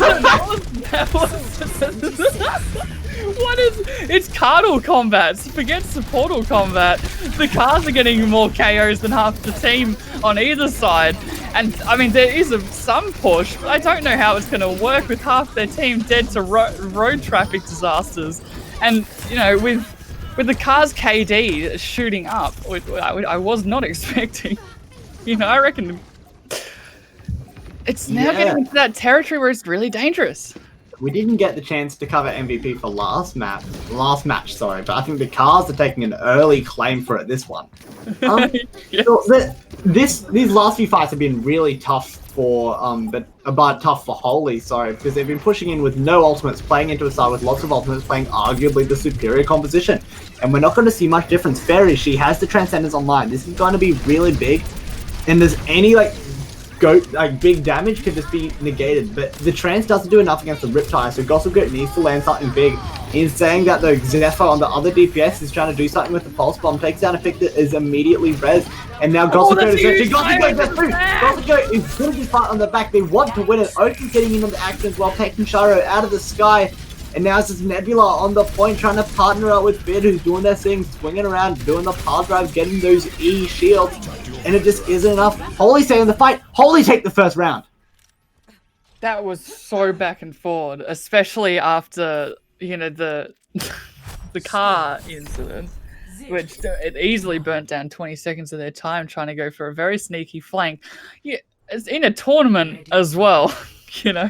But hey, they had to go, and they were still able to pull out a win from having, I think, 5 people going in, with one guy still coming out from being, you know, meeting the bonnet of a car. But this Winston Orisa is working to their favor. I don't know how, but they are playing it really well. And I think the way that they're doing it is the Orisa hold, followed by, you know, the monkey just diving in with the splash damage, and of course, you know, the punch, which easily gives that 70 HP, and, you know, zap, zap, zap, easily gets a very quick primal. So, I mean, you'd hope to take the point extremely quickly still if you're Battalion. Sorry, Holly. Still running this Orisa. Same comp though for Battalion, and it seems like they've almost swapped sides here, as they're now just pushing each other in. Soldier damage boosted to high heavens, trying to get that pick. Holly is now engaging pretty intensely here, and Fit able to take down. Oh, sorry, Nikki. I bit my tongue. Ow. Oh, are you okay? Yeah, I'm good. Oh. I'll talk this fight. Thank you, There's man. actually a really interesting attempted dive there from Gossip Goat and Elpuki. It didn't actually come to much. The Junkrat diving is an interesting one. Not normally how you'd play that character. And it's looking like the side of Battalion are taking pretty good... They're faring pretty well in this fight. I think the really big thing that we're looking at here, composition-wise, is Battalion who have been picked they were pointed out in the Backline podcast. Be sure to check it out. They were picked as doing really well in Division 4. That was the predictions of the community. And they are taking this pretty seriously. They're running the meta. And then as opposed to that, Holy is just kind of running, I imagine, what they Whatever like they want. They're playing their What the heck was that move on? What the heck was that move onto Connie? And also Gossip Goat. This will be an easy flip. Really, that's already 3 picks, and random ones too. They didn't really seem to have any sense, just like this comp apparently, but it's working to their favor. And my tongue has recovered. I bit it so hard. Oh my gosh. Buddy. I really did. It really stung. Anyway, they have got point presence for Holly, and lots of ults as well. Whereas on the other side, not too many. A Gossip Goat going for a very early Riptide here, hoping to take out a couple of picks, but it is getting shot quite a lot with nothing really going on their way. I don't think it's going to get anything, and it won't. So maybe it could have waited a little bit longer. Yeah, but No on the other side of it, if it wasn't going to get picked, it does buy time, which is also a very good resource to have. So is your life, apparently. Connie really feeling that one as they hit the floor. Gossip Go getting in on the action, and quite frankly, it's a really interesting choice from the side of Battalion to push through that tight hallway when they know that they're playing into a Junkrat. Doesn't it make so much more sense to utilize the mobility to go all the way around through the choke, or even over the choke? Like, I think that was a pretty poor choice of pathing there from Battalion. I do agree. You're basically a dive. The McCree one also confuses me. I think you can get a little bit of McCree here, but what are you really going to shoot at? I guess if the ball is really annoying your backline enough, then perhaps it warrants it. There are balls from both sides here.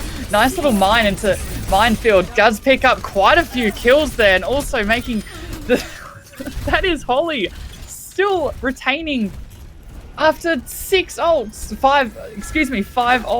For that looks like a Battalion win there, but somehow after a proactive engage from Holly really caught Battalion off guard. Especially having an Orisa. Usually you're very reactive with an Orisa, but this time they're being extremely proactive, pushing the point, making sure that they can't really get much distance with Battalion. I'm still absolutely perplexed by this composition and how it's working. I'd love to study it with them and see what their kind of train of thought is, because it's absolutely working at the moment. And Fit, oh, that is absolutely massive. The high ground is completely theirs now with the help of that minefield. They're getting 2 picks of their own.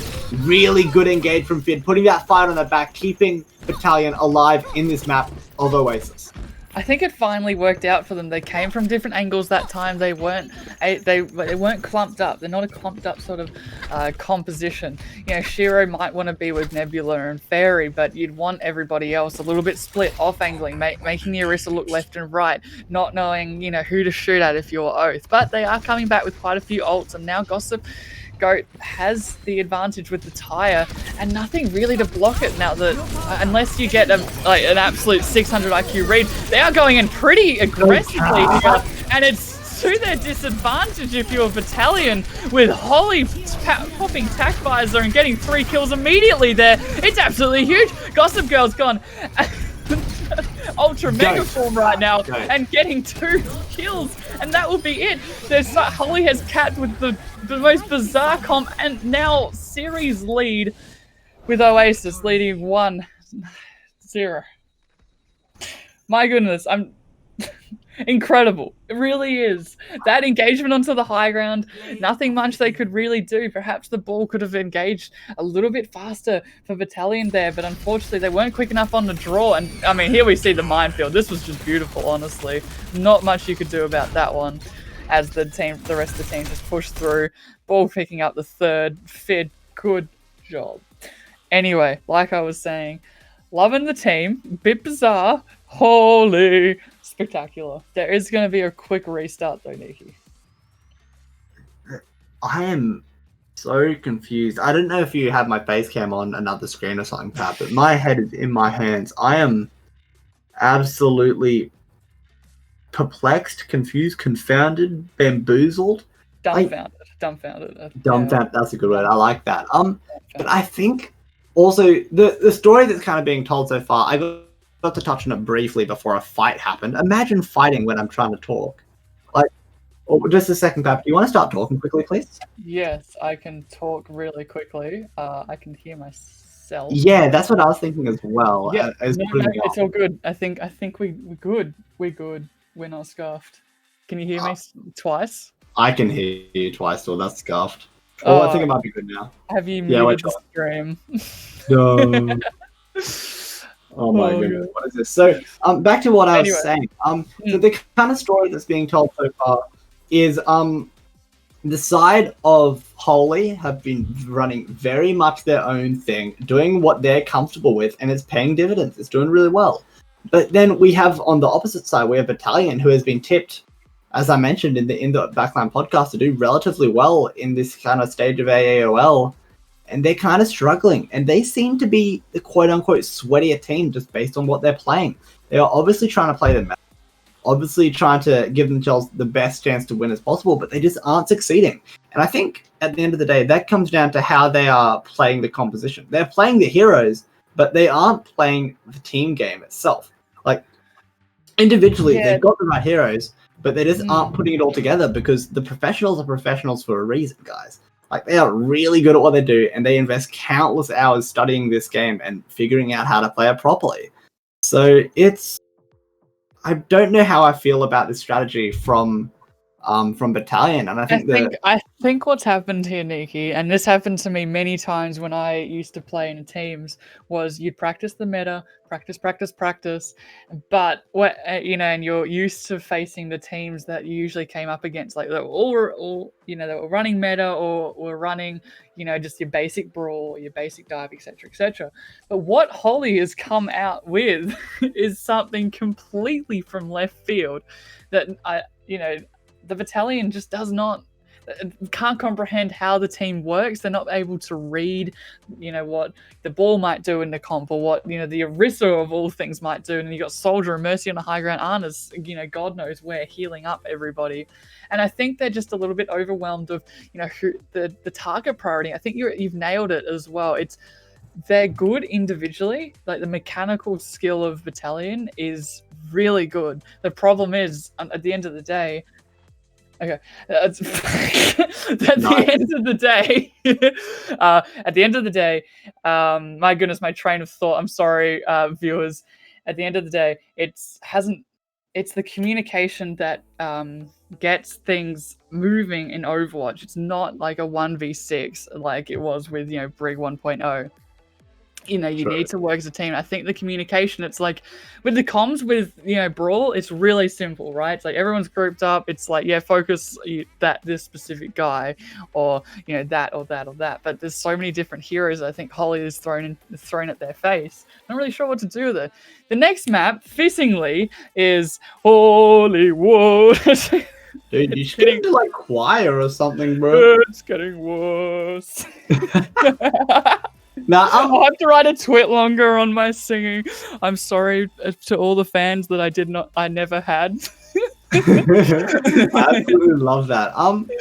Quickly, still talking about these compositions, I am starting to think that Holy is operating on like some other plane of existence. Like, all of us are down in the mortal realm, while Holy are residing in the astral plane, just towering above the mortals. Because if you think about it, you will not see this composition anywhere. Let's make that perfectly clear. Holy are the only, I don't want to say lunatics because that sounds bad, but the only people that would ever even think about playing this composition. And what, you only play a team once a stage. You don't really have the resources to study the teams. But I think that might have to be what happens. Teams who are coming into the next week of AOL playing and they see on their schedule that they're playing Holy, they might have to watch back this match, listen to our wonderful voices, Pap, and just kind of deconstruct what on earth is happening. Because otherwise, the problem is that we're trying to deconstruct what on earth is happening as well. So it's like, yes, I see that, yes, something is, yes, happening. And again, look at the crazy strat from Holly as well. You don't generally see a Ryan Arissa, especially on Hollywood attack of all places. I think they're really double shielding, but what they're double shielding, who they're protecting is a little bit up in the air, because you have a Doomfist that, you know, doesn't need a shield, Junkrat which can just spam from anywhere. I suppose your healers, but even then, almost a Reinhardt would do. So perhaps we would see the blessed, you know, pull charge combo. I would love to see a little bit of that. On the side of Battalion, though, we've got, you know, basically the meta. You got Shiro on the Ashe, just looking to poke down players, and then, you know, the disruption tanks of Fid and Connie. So as they roll up, I'm interested to see their pathing, interested to see how Holly gets a point with as little damage onto them as possible. Yeah, they just have to cover out from the Ashe, and especially with the Dynamite, can get a whole lot of value. And this is a really interesting engage. So, Holy have got the high ground now, and with that Arissa shield up there, their position is pretty solidified. They have a good chance here. And now Connie, as you see, is retreating back to Cafe to the supports, whose Holy went for a very unholy dive on their own and gets absolutely torn apart. Need to engage with the team there. So there's really interesting choice of compositions, not quite paying out, but Zephyr is meeting ill fate, unfortunately, with the melee from Aviera, who's rocking the Arissa and still getting value from it somehow. It's so confusing. But now, oh my goodness, Holy is back immediately. Where did that man come from? Oh my god. That was beautiful plays by Holly, just completely opening up the floor for them. Still going in. Chandler as well, not wanting to be shy from the kill feed themselves.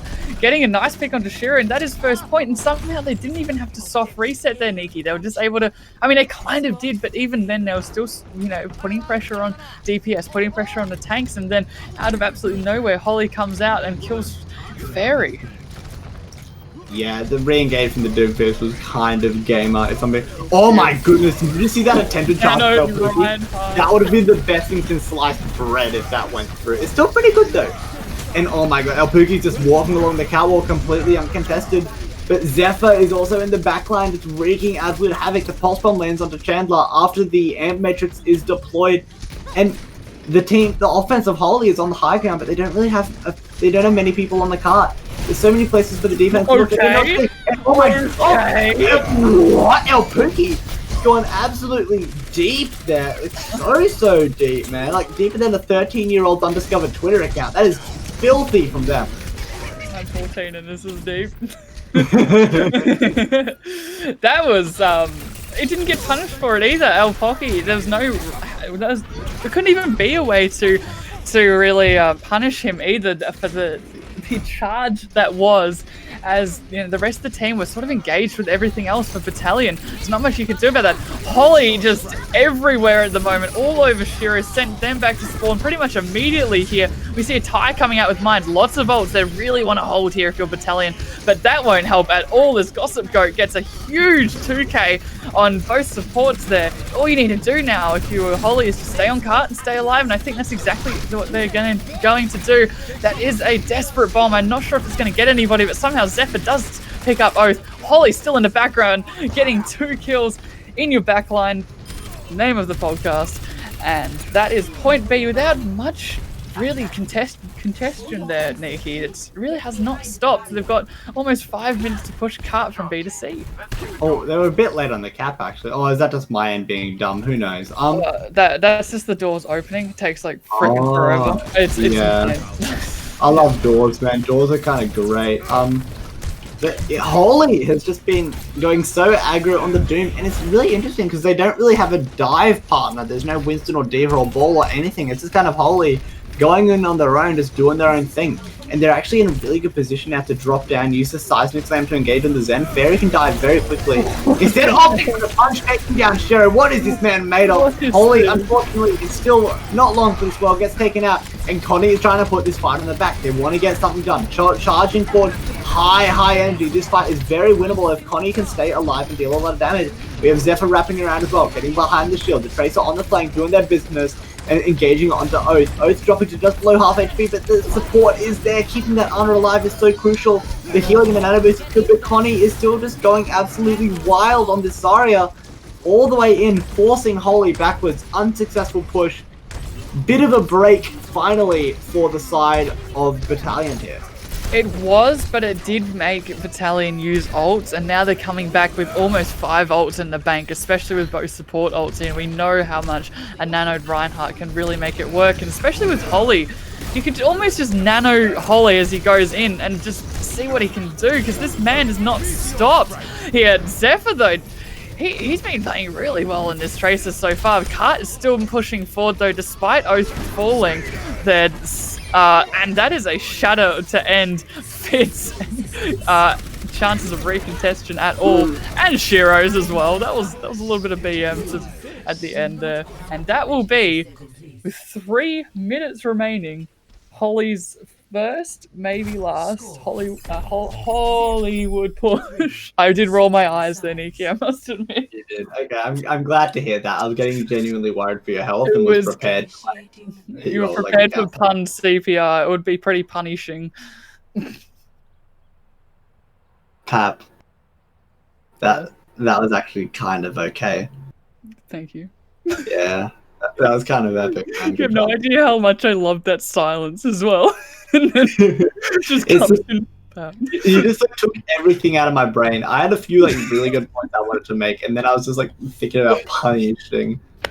And oh my goodness, how dare you? This is so disrespectful. I'm so sorry. Anyway, yeah, it was a good defense hold from Battalion there. See, they did get to hold it for about almost 2 minutes there, but I can't take anything away from Holly here. Their crazy, unnatural left field Bermuda Triangle-esque comps are really working in their favor at the moment, as they're still running that Orisa Winston. And now that you're on the defense, especially with the Bastion, you can really make this work, especially after what we saw in Oasis, Nikki.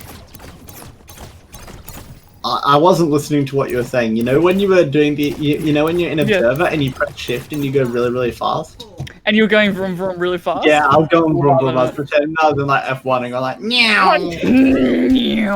Anyway, basically, long story short, I think with Holly's fast track record, it's going in the defensive favor.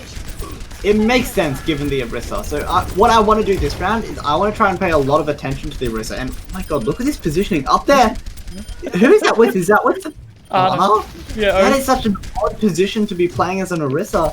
And someone is right idea. That's fair, trying to contest the point. But this team is so split. The Orisa and Ana are really caught out.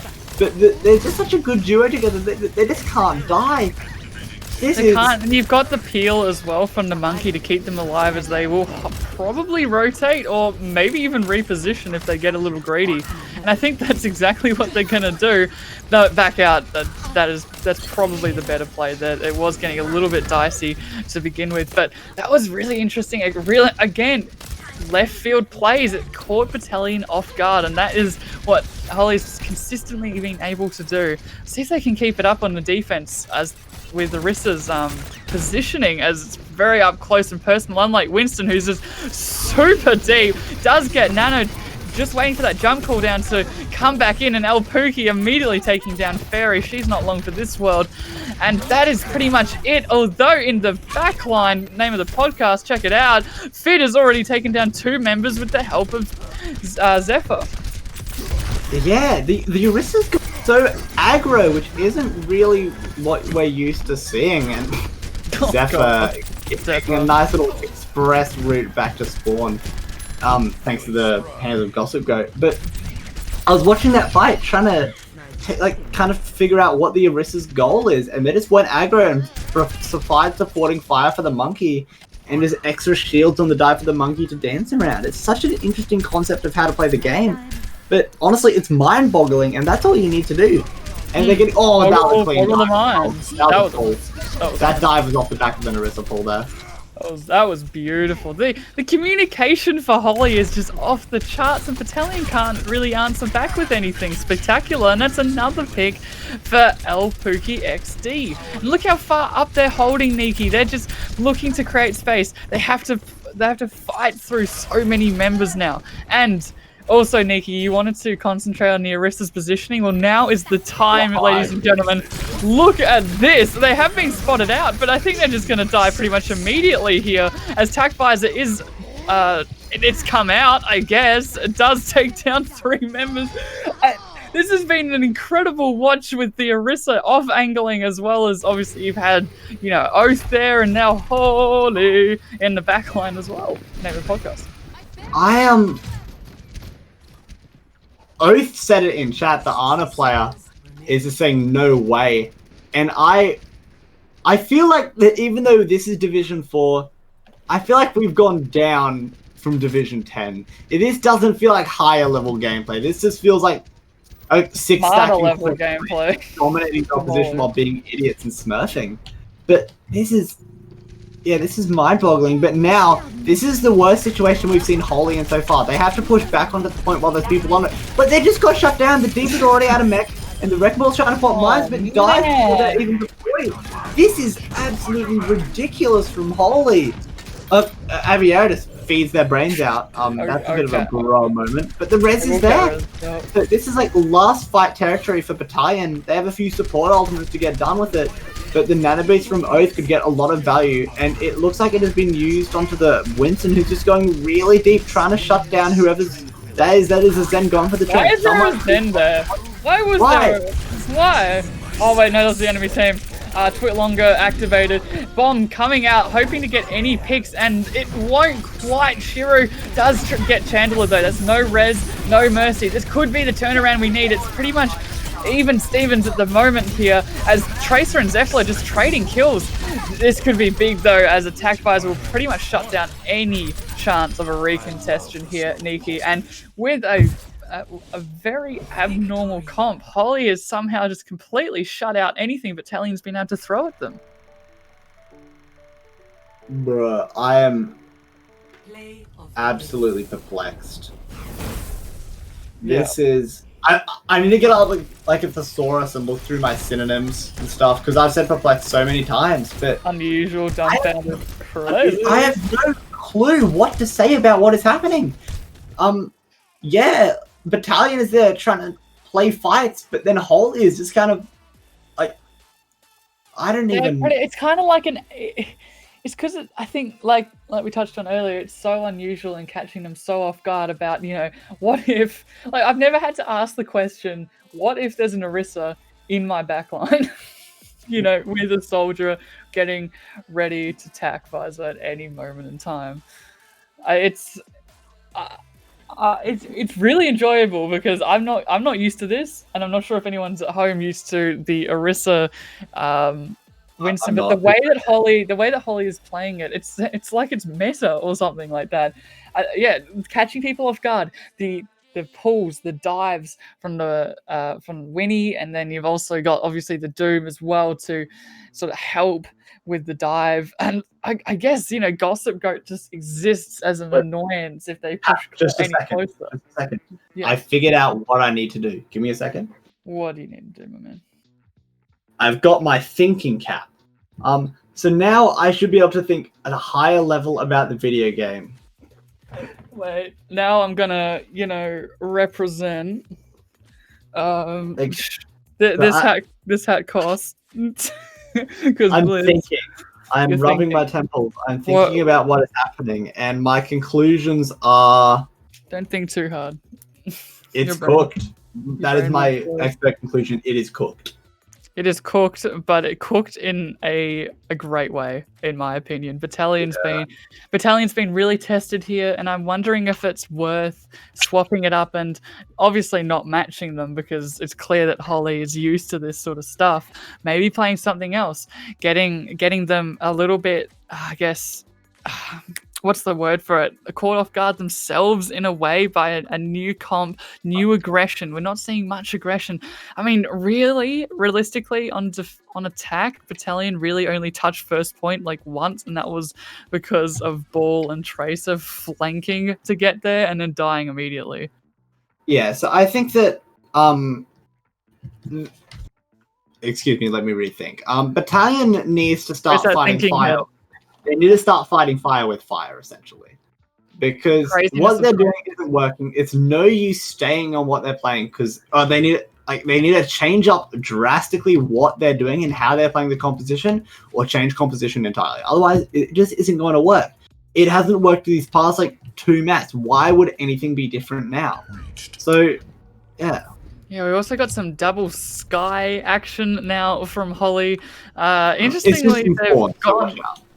Sorry? It's just in spawn, so there's room to change, so watch out. That is a good point, but I don't know, based on Holly's track record, I wouldn't be surprised if they run such a bizarre comp. What I was going to say is, why is Oath on the BAP? You'd think you'd want an Ana for a little bit of that, because people are going to be up in the sky, a bit of everywhere, especially when you've got a ball. Anyway, we'll see what happens with the Immortality field. They clearly know their unusual comps, and Holly immediately taking out Connie, and that is Holy Connie. That is really not going to help, as they've got a ball already in the backline name of the podcast. Check it out. And that is a very quick and easy point A cap, Nikki, because of just pure aggression, double sky, and just catching them again on the back foot. There's nothing you could really do on the side of Battalion except perhaps go to point and try and hope and pray that Shiro could have perhaps clicked some heads, but no one's to expect what Holy comes out with. I am more than okay at this point to just sit here and watch this. I don't know what else I have to say about this. There's only so many times I can be so damn stupid. Yeah, there's only so many times I can do that, man. And it's on the final straws, and the Farah, and the Echo, and the Mercy are just all so far forward, doing so much damage. And it's just Zarya kind of holding up the fort, and finally... Having to turn it around, Nikki. It feels like the first fight win in ages for the side of Battalion. They finally got some picks. The El keeps trying to change things up. But I think that this, because of 2 CC spawns, how those 2 picks went, we actually might have a fight win for Battalion in what feels like forever. Oh no, the final D-Mech on to that is rude. You just wanna die here, surely. Okay, they're rebuilding for longer Meg right now. But I do agree, it's finally a good defensive hold there, and now they are starting to get some ults online. They might be able to counter this double sky, but at the same time, as I say, Chandler, huge death. I was about to say huge pick onto Zephyr, but other way around indeed. Shiro taking out Gossip Goat. Maybe it's worth a switch. Shiro has woken up on that cracked hit scan and is able to take out a couple of kills. Oath is sort of evening things up, but not for long, as there is a res. And yeah, look, there are ults online for Holly, but maybe it's worth a switch up now that Shiro's sort of got his eye in me. A McCree can only do so much against an Echo, a Farah, and a Mercy though, Pat. Like, yeah, sure if you click heads, but even though with the pocket, it's going to take like 3 whole clips to get down both the DPS, essentially, because of how the heals work. So I still think there's a lot of opportunities for the offense to get a lot of value out of this composition. It's even closed in as well. The high noon, though, is an option for Shiro to get these picks out. And here we have Holy going for the duplicate. The Reinhardt looking to build it at that shadow, but actually gets taken out of duplicate form very early on. Aviary gets the pick with the bomb as well. Shiro is down. The players in the sky are completely uncontested now, and Gossip Goat goes in, unleashes the barrage in that small room. Everyone is down. They're all in the grab, but I don't think it matters. The heals are there. Chandler is in Valkyrie, keeping everyone nice and healthy and swell. And we're looking at a pretty solid time bank as we're approaching the first tick being capped. But still, I shouldn't get ahead of myself. 2 CP spawns are a thing. 1 tick is on the board. We are looking for 2. Can we get 2? We have got 2. Fid is on the point, out of range of the Immortality field. They need to watch out. Fid needs to stay on the point, but also stay alive. This is such a tough task of priorities, choosing which one to do. And now the minefield is just really sealing the deal. I don't think there's much Shiro can do here on the McCree. There it is. 3 minutes, 16 seconds on the clock for Holy. Bit of a hold up. Shiro and the rest of the team kind of found their feet for a little bit, but doesn't look like it's going to be enough. You know, it won't. As soon as Shiro went, there was no flashbang, no Deadeye either.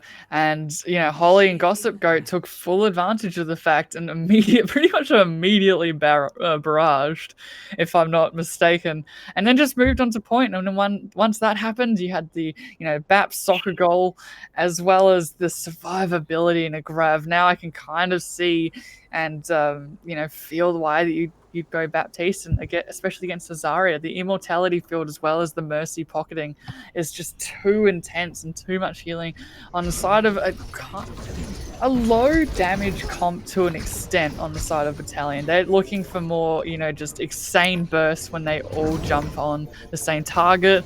But unfortunately, we're not really seeing much of that from Battalion. I think their nerves are a little bit shattered here, but we are seeing the classic sort of more brawly style from Fid and Connie with that Zar Reinhardt comp. But Holly, again, we were told the Orisa would be pretty cloggers, and so it has, and so it will be, with some interesting positioning, Nikki. I'm not sure if you're seeing this. I'm seeing it, Pap. I'm seeing it.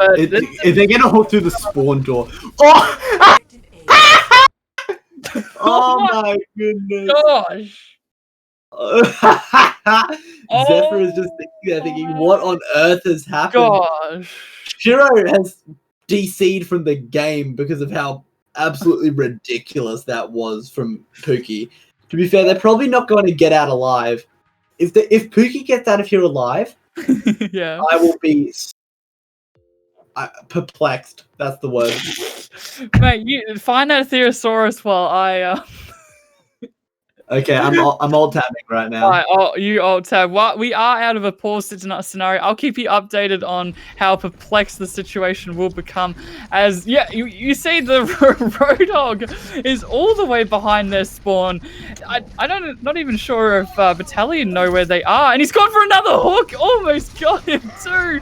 1 HP, and he does, but unfortunately the rest of the team for Battalion has pushed up, managed to get the critical kills, and Zephyr in the chat just dropping down what the flipping flag noughts of another hook spawn camping kill, and you can see how careful Zephyr is coming out. But that's not really that important. It is pretty funny to watch, but the crucial thing is that Battalion in one push are actually able to cap despite the early losses, especially getting a nice little late pick there onto Oath there, sending him back to spawn. Holly though getting the other Ana, so that is a much longer spawn. They are getting actually kind of ridiculous. This is a really big snowball. The 2 second spawns aren't there, but they're still so far away from the point, it just isn't enough. But Battalion are finally getting some form of an offensive push happening. But El Pookie is still in the backline. They need to be really cautious of that, because a hook can just completely end that fight. So El Pookie's in a really interesting position, but also Battalion now have a chance to engage 6v5 because the Hog's way out of the fight. They have a few options here of what to do. They choose to focus the Hog. The Hog is down. Now is their time to go. Fid is looking for the slam.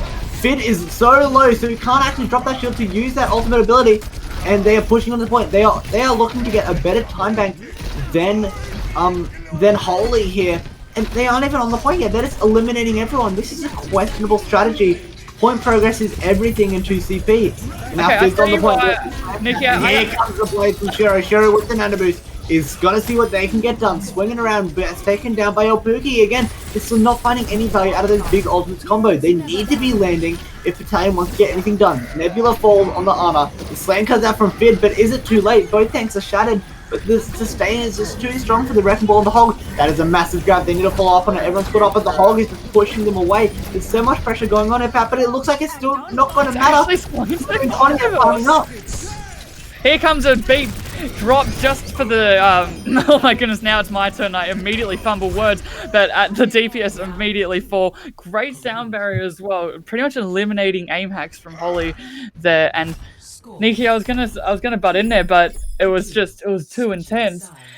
I think it was the right play to actually just full on commit to each individual players. Reason is that when they weren't doing that and basically ignoring the Orisa, ignoring Holly in the back line, name of the podcast, that's when they got pressured a lot, and they got the picks, the annoying picks. I mean, we saw the start with Zephyr getting spawn camped twice, and I think now that they've basically removed that poke and started pushing the Hog, pushing the Junkrat, then they're able to come onto the point knowing that there's not a random Hog still waiting in the backline of the players, ready to get your Ana. So I don't mind pretty much going all the way back, as long as it's not a Tracer, of course. But, you know, Hold can't exactly move very fast.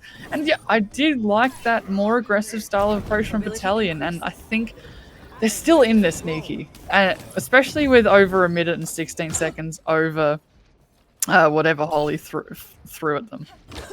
Yeah, you've swayed me there, because it does make sense, because they were trying previously. Battalion were trying to attack Holy as a whole. That's a good pun. But now they're trying to pick them apart piece by piece, and that seems to be the way to go. Because individually, these characters are just not simply they are not the picks to be playing.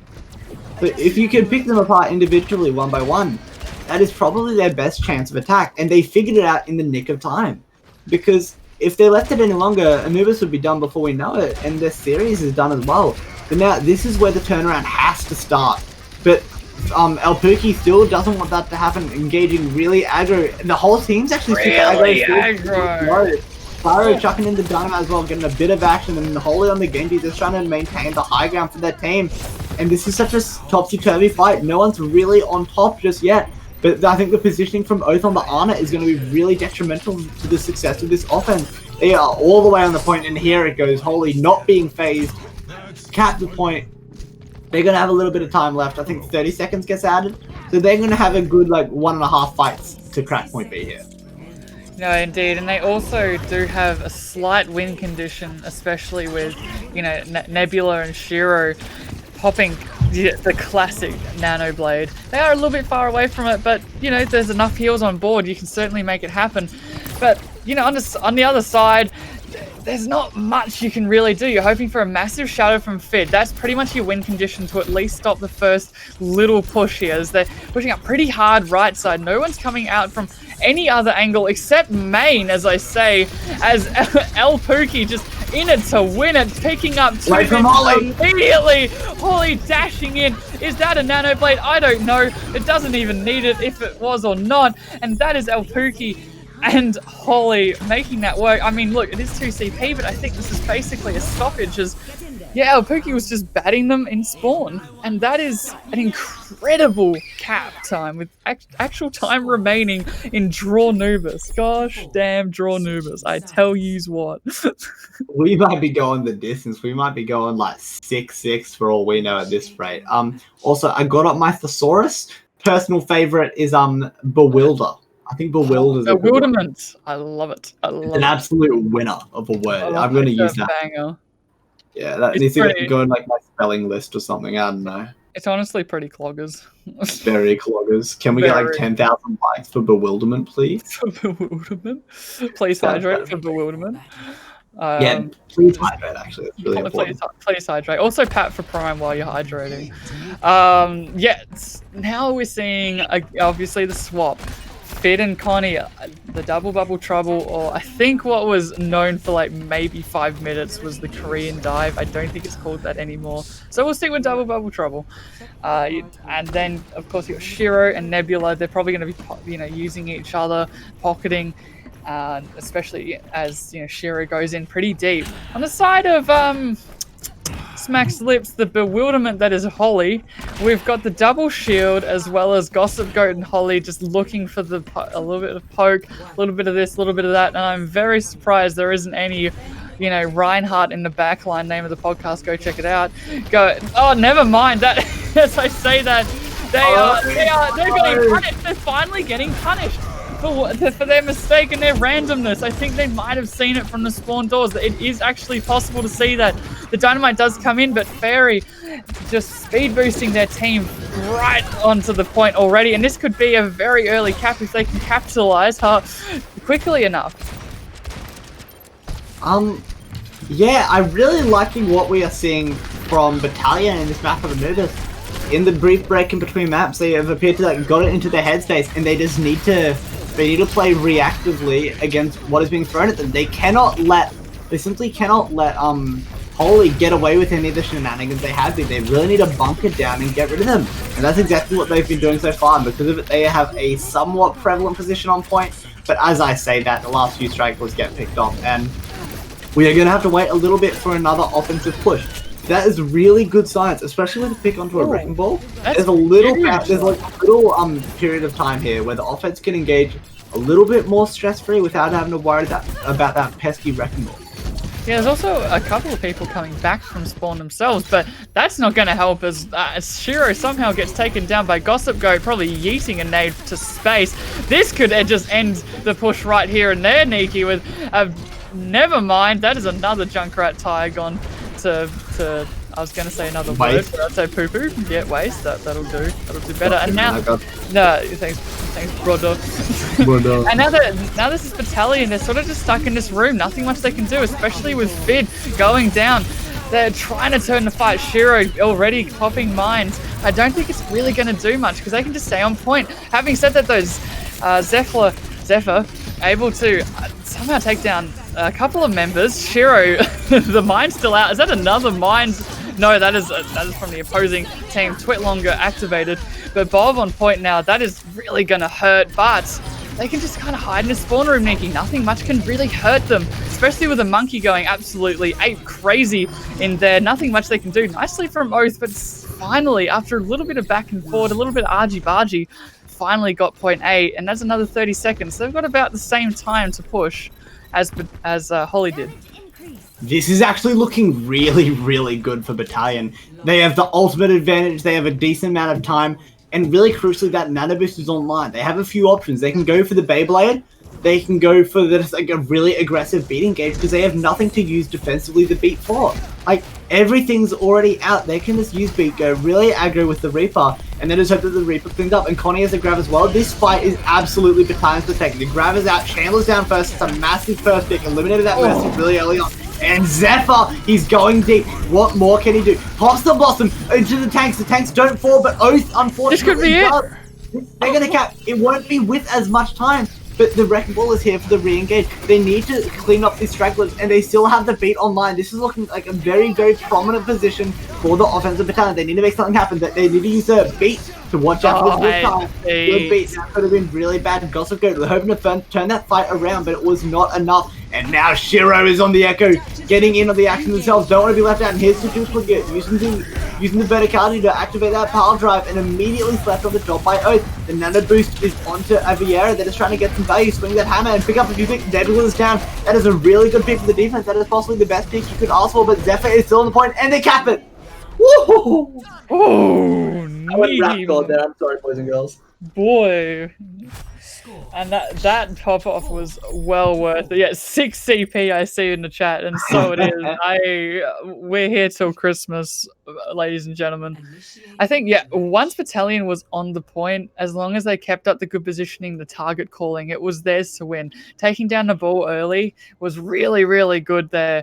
Like you said, they had the clear ult economy going into that fight there, and yeah, I think they focused the correct targets, especially when it came to the supports. The supports didn't really get away with just hanging around, getting those cheeky nades like they have been able to before. I think Battalion has wisened up to Holly's sort of more ambidextrous is not the right word. Strategy. Bewilderment.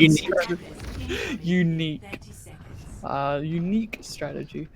Unique? Unique. Oh my gosh, it's I was gonna say beautiful, but it's even worse.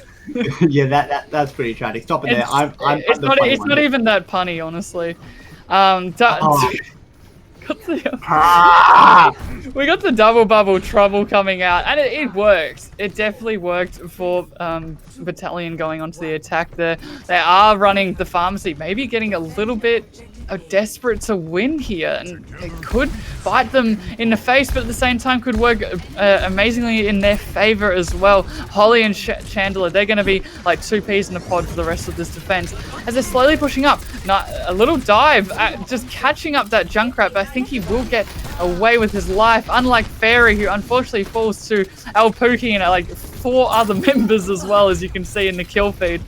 And this is unfortunately just going to be a little bit of a waste of time for them, as they're going to have to wait for the crucial hero to come back, because you know it's 2 CP, it's not 5 CP, it's 6 CP. And yeah, they're just waiting, hoping to get a little bit of ults. Nebula really needs that nano as fast as possible when they're about to attack Nikki. if they can get the nano and pop it onto Fid, this is very much winnable, but Nebula drops really low. They need to stay alive. If they get the Fid up, the nano boost is coming up, like, it's 1% away. And here, who are they going to pop it on? It's probably going to be the Winston, right? The Winston, it's onto the Zarya on the point. The Zarya has a decent amount of energy. They're just trying to shred everyone down. Aviator's down, that's a huge pick. Blows are being traded left and right. It's a bit indecisive of who's going to turn out. But it looks like eventually Holy comes out big. The spawns were there, the heroes were there. There's not quite enough picks. Went the favor of Battalion, and Holy had the goal in front of them. The win condition is set in stone. They have 1 minute 38 seconds to get one tick of point A of Temple of Anubis to take this series 3-0. But what a turnaround map this has been for Battalion. They have really stepped up their game big time.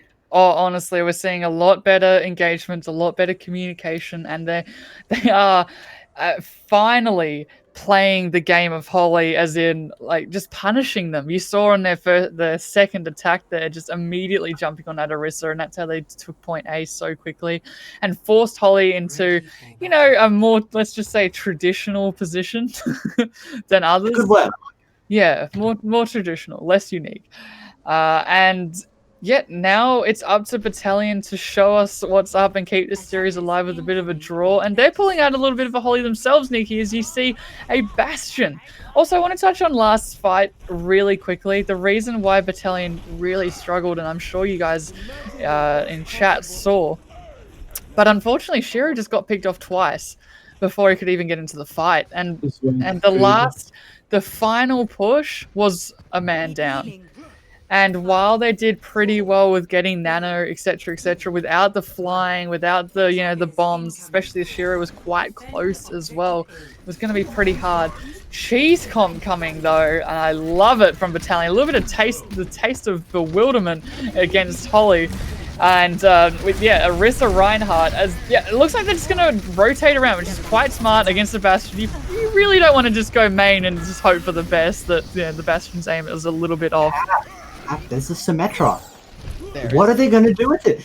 Are they just going to TP right into the enemy team? Are they going to try and take like a little high ground arch and wrap all the way around the back of point? They are. Look at the Simtele. They are all up and they are wrapping all the way around. They're just trying to negate that Bastion fire as much as possible. If they go all the way around, they will be on the point, and it's only one tick.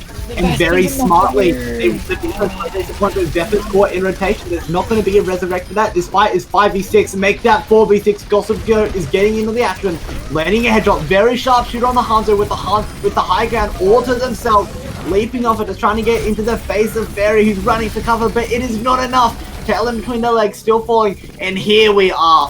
Holy, getting back on track after a bit of a shake-up on Anubis. A lot more of a challenge than we've seen so far. Take the series 3-0. What a showing from Holy. Oh, it really was a great show up from Holy. Crazy comps followed by crazy strats and positioning. The mix-up for Battalion, they finally sort of tried, you know, English, getting on top of Holy, but unfortunately it was a little bit too late.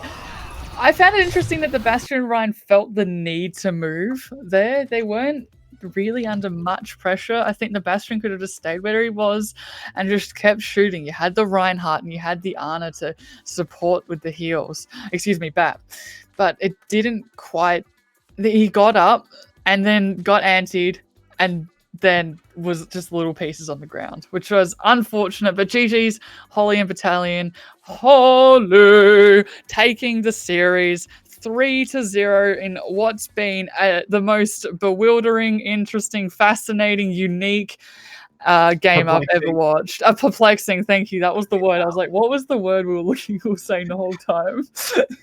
Kind of epic.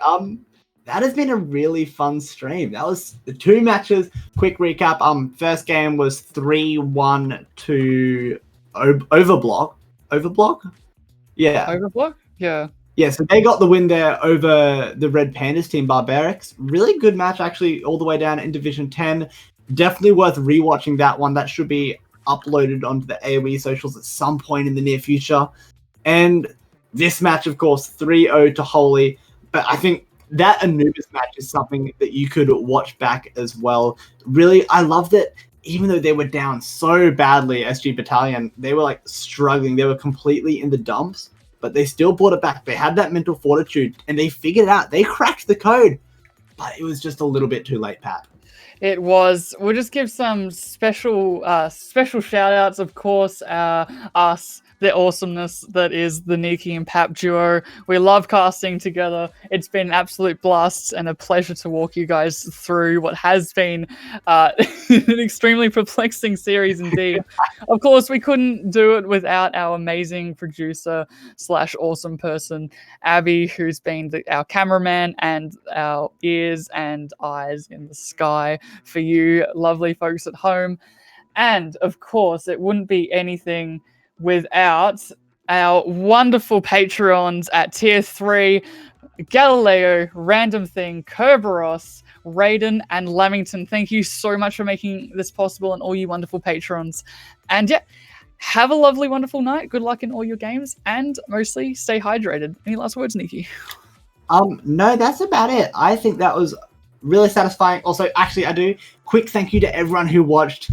You give me and Pat the opportunity to have a lot of fun and hopefully put on a bit of show that's something that is somewhat enjoyable. So yeah, we are both very appreciative. I have a lot of twit longest to write, so I better head off. I'll catch you guys later. Thank you very much, everyone.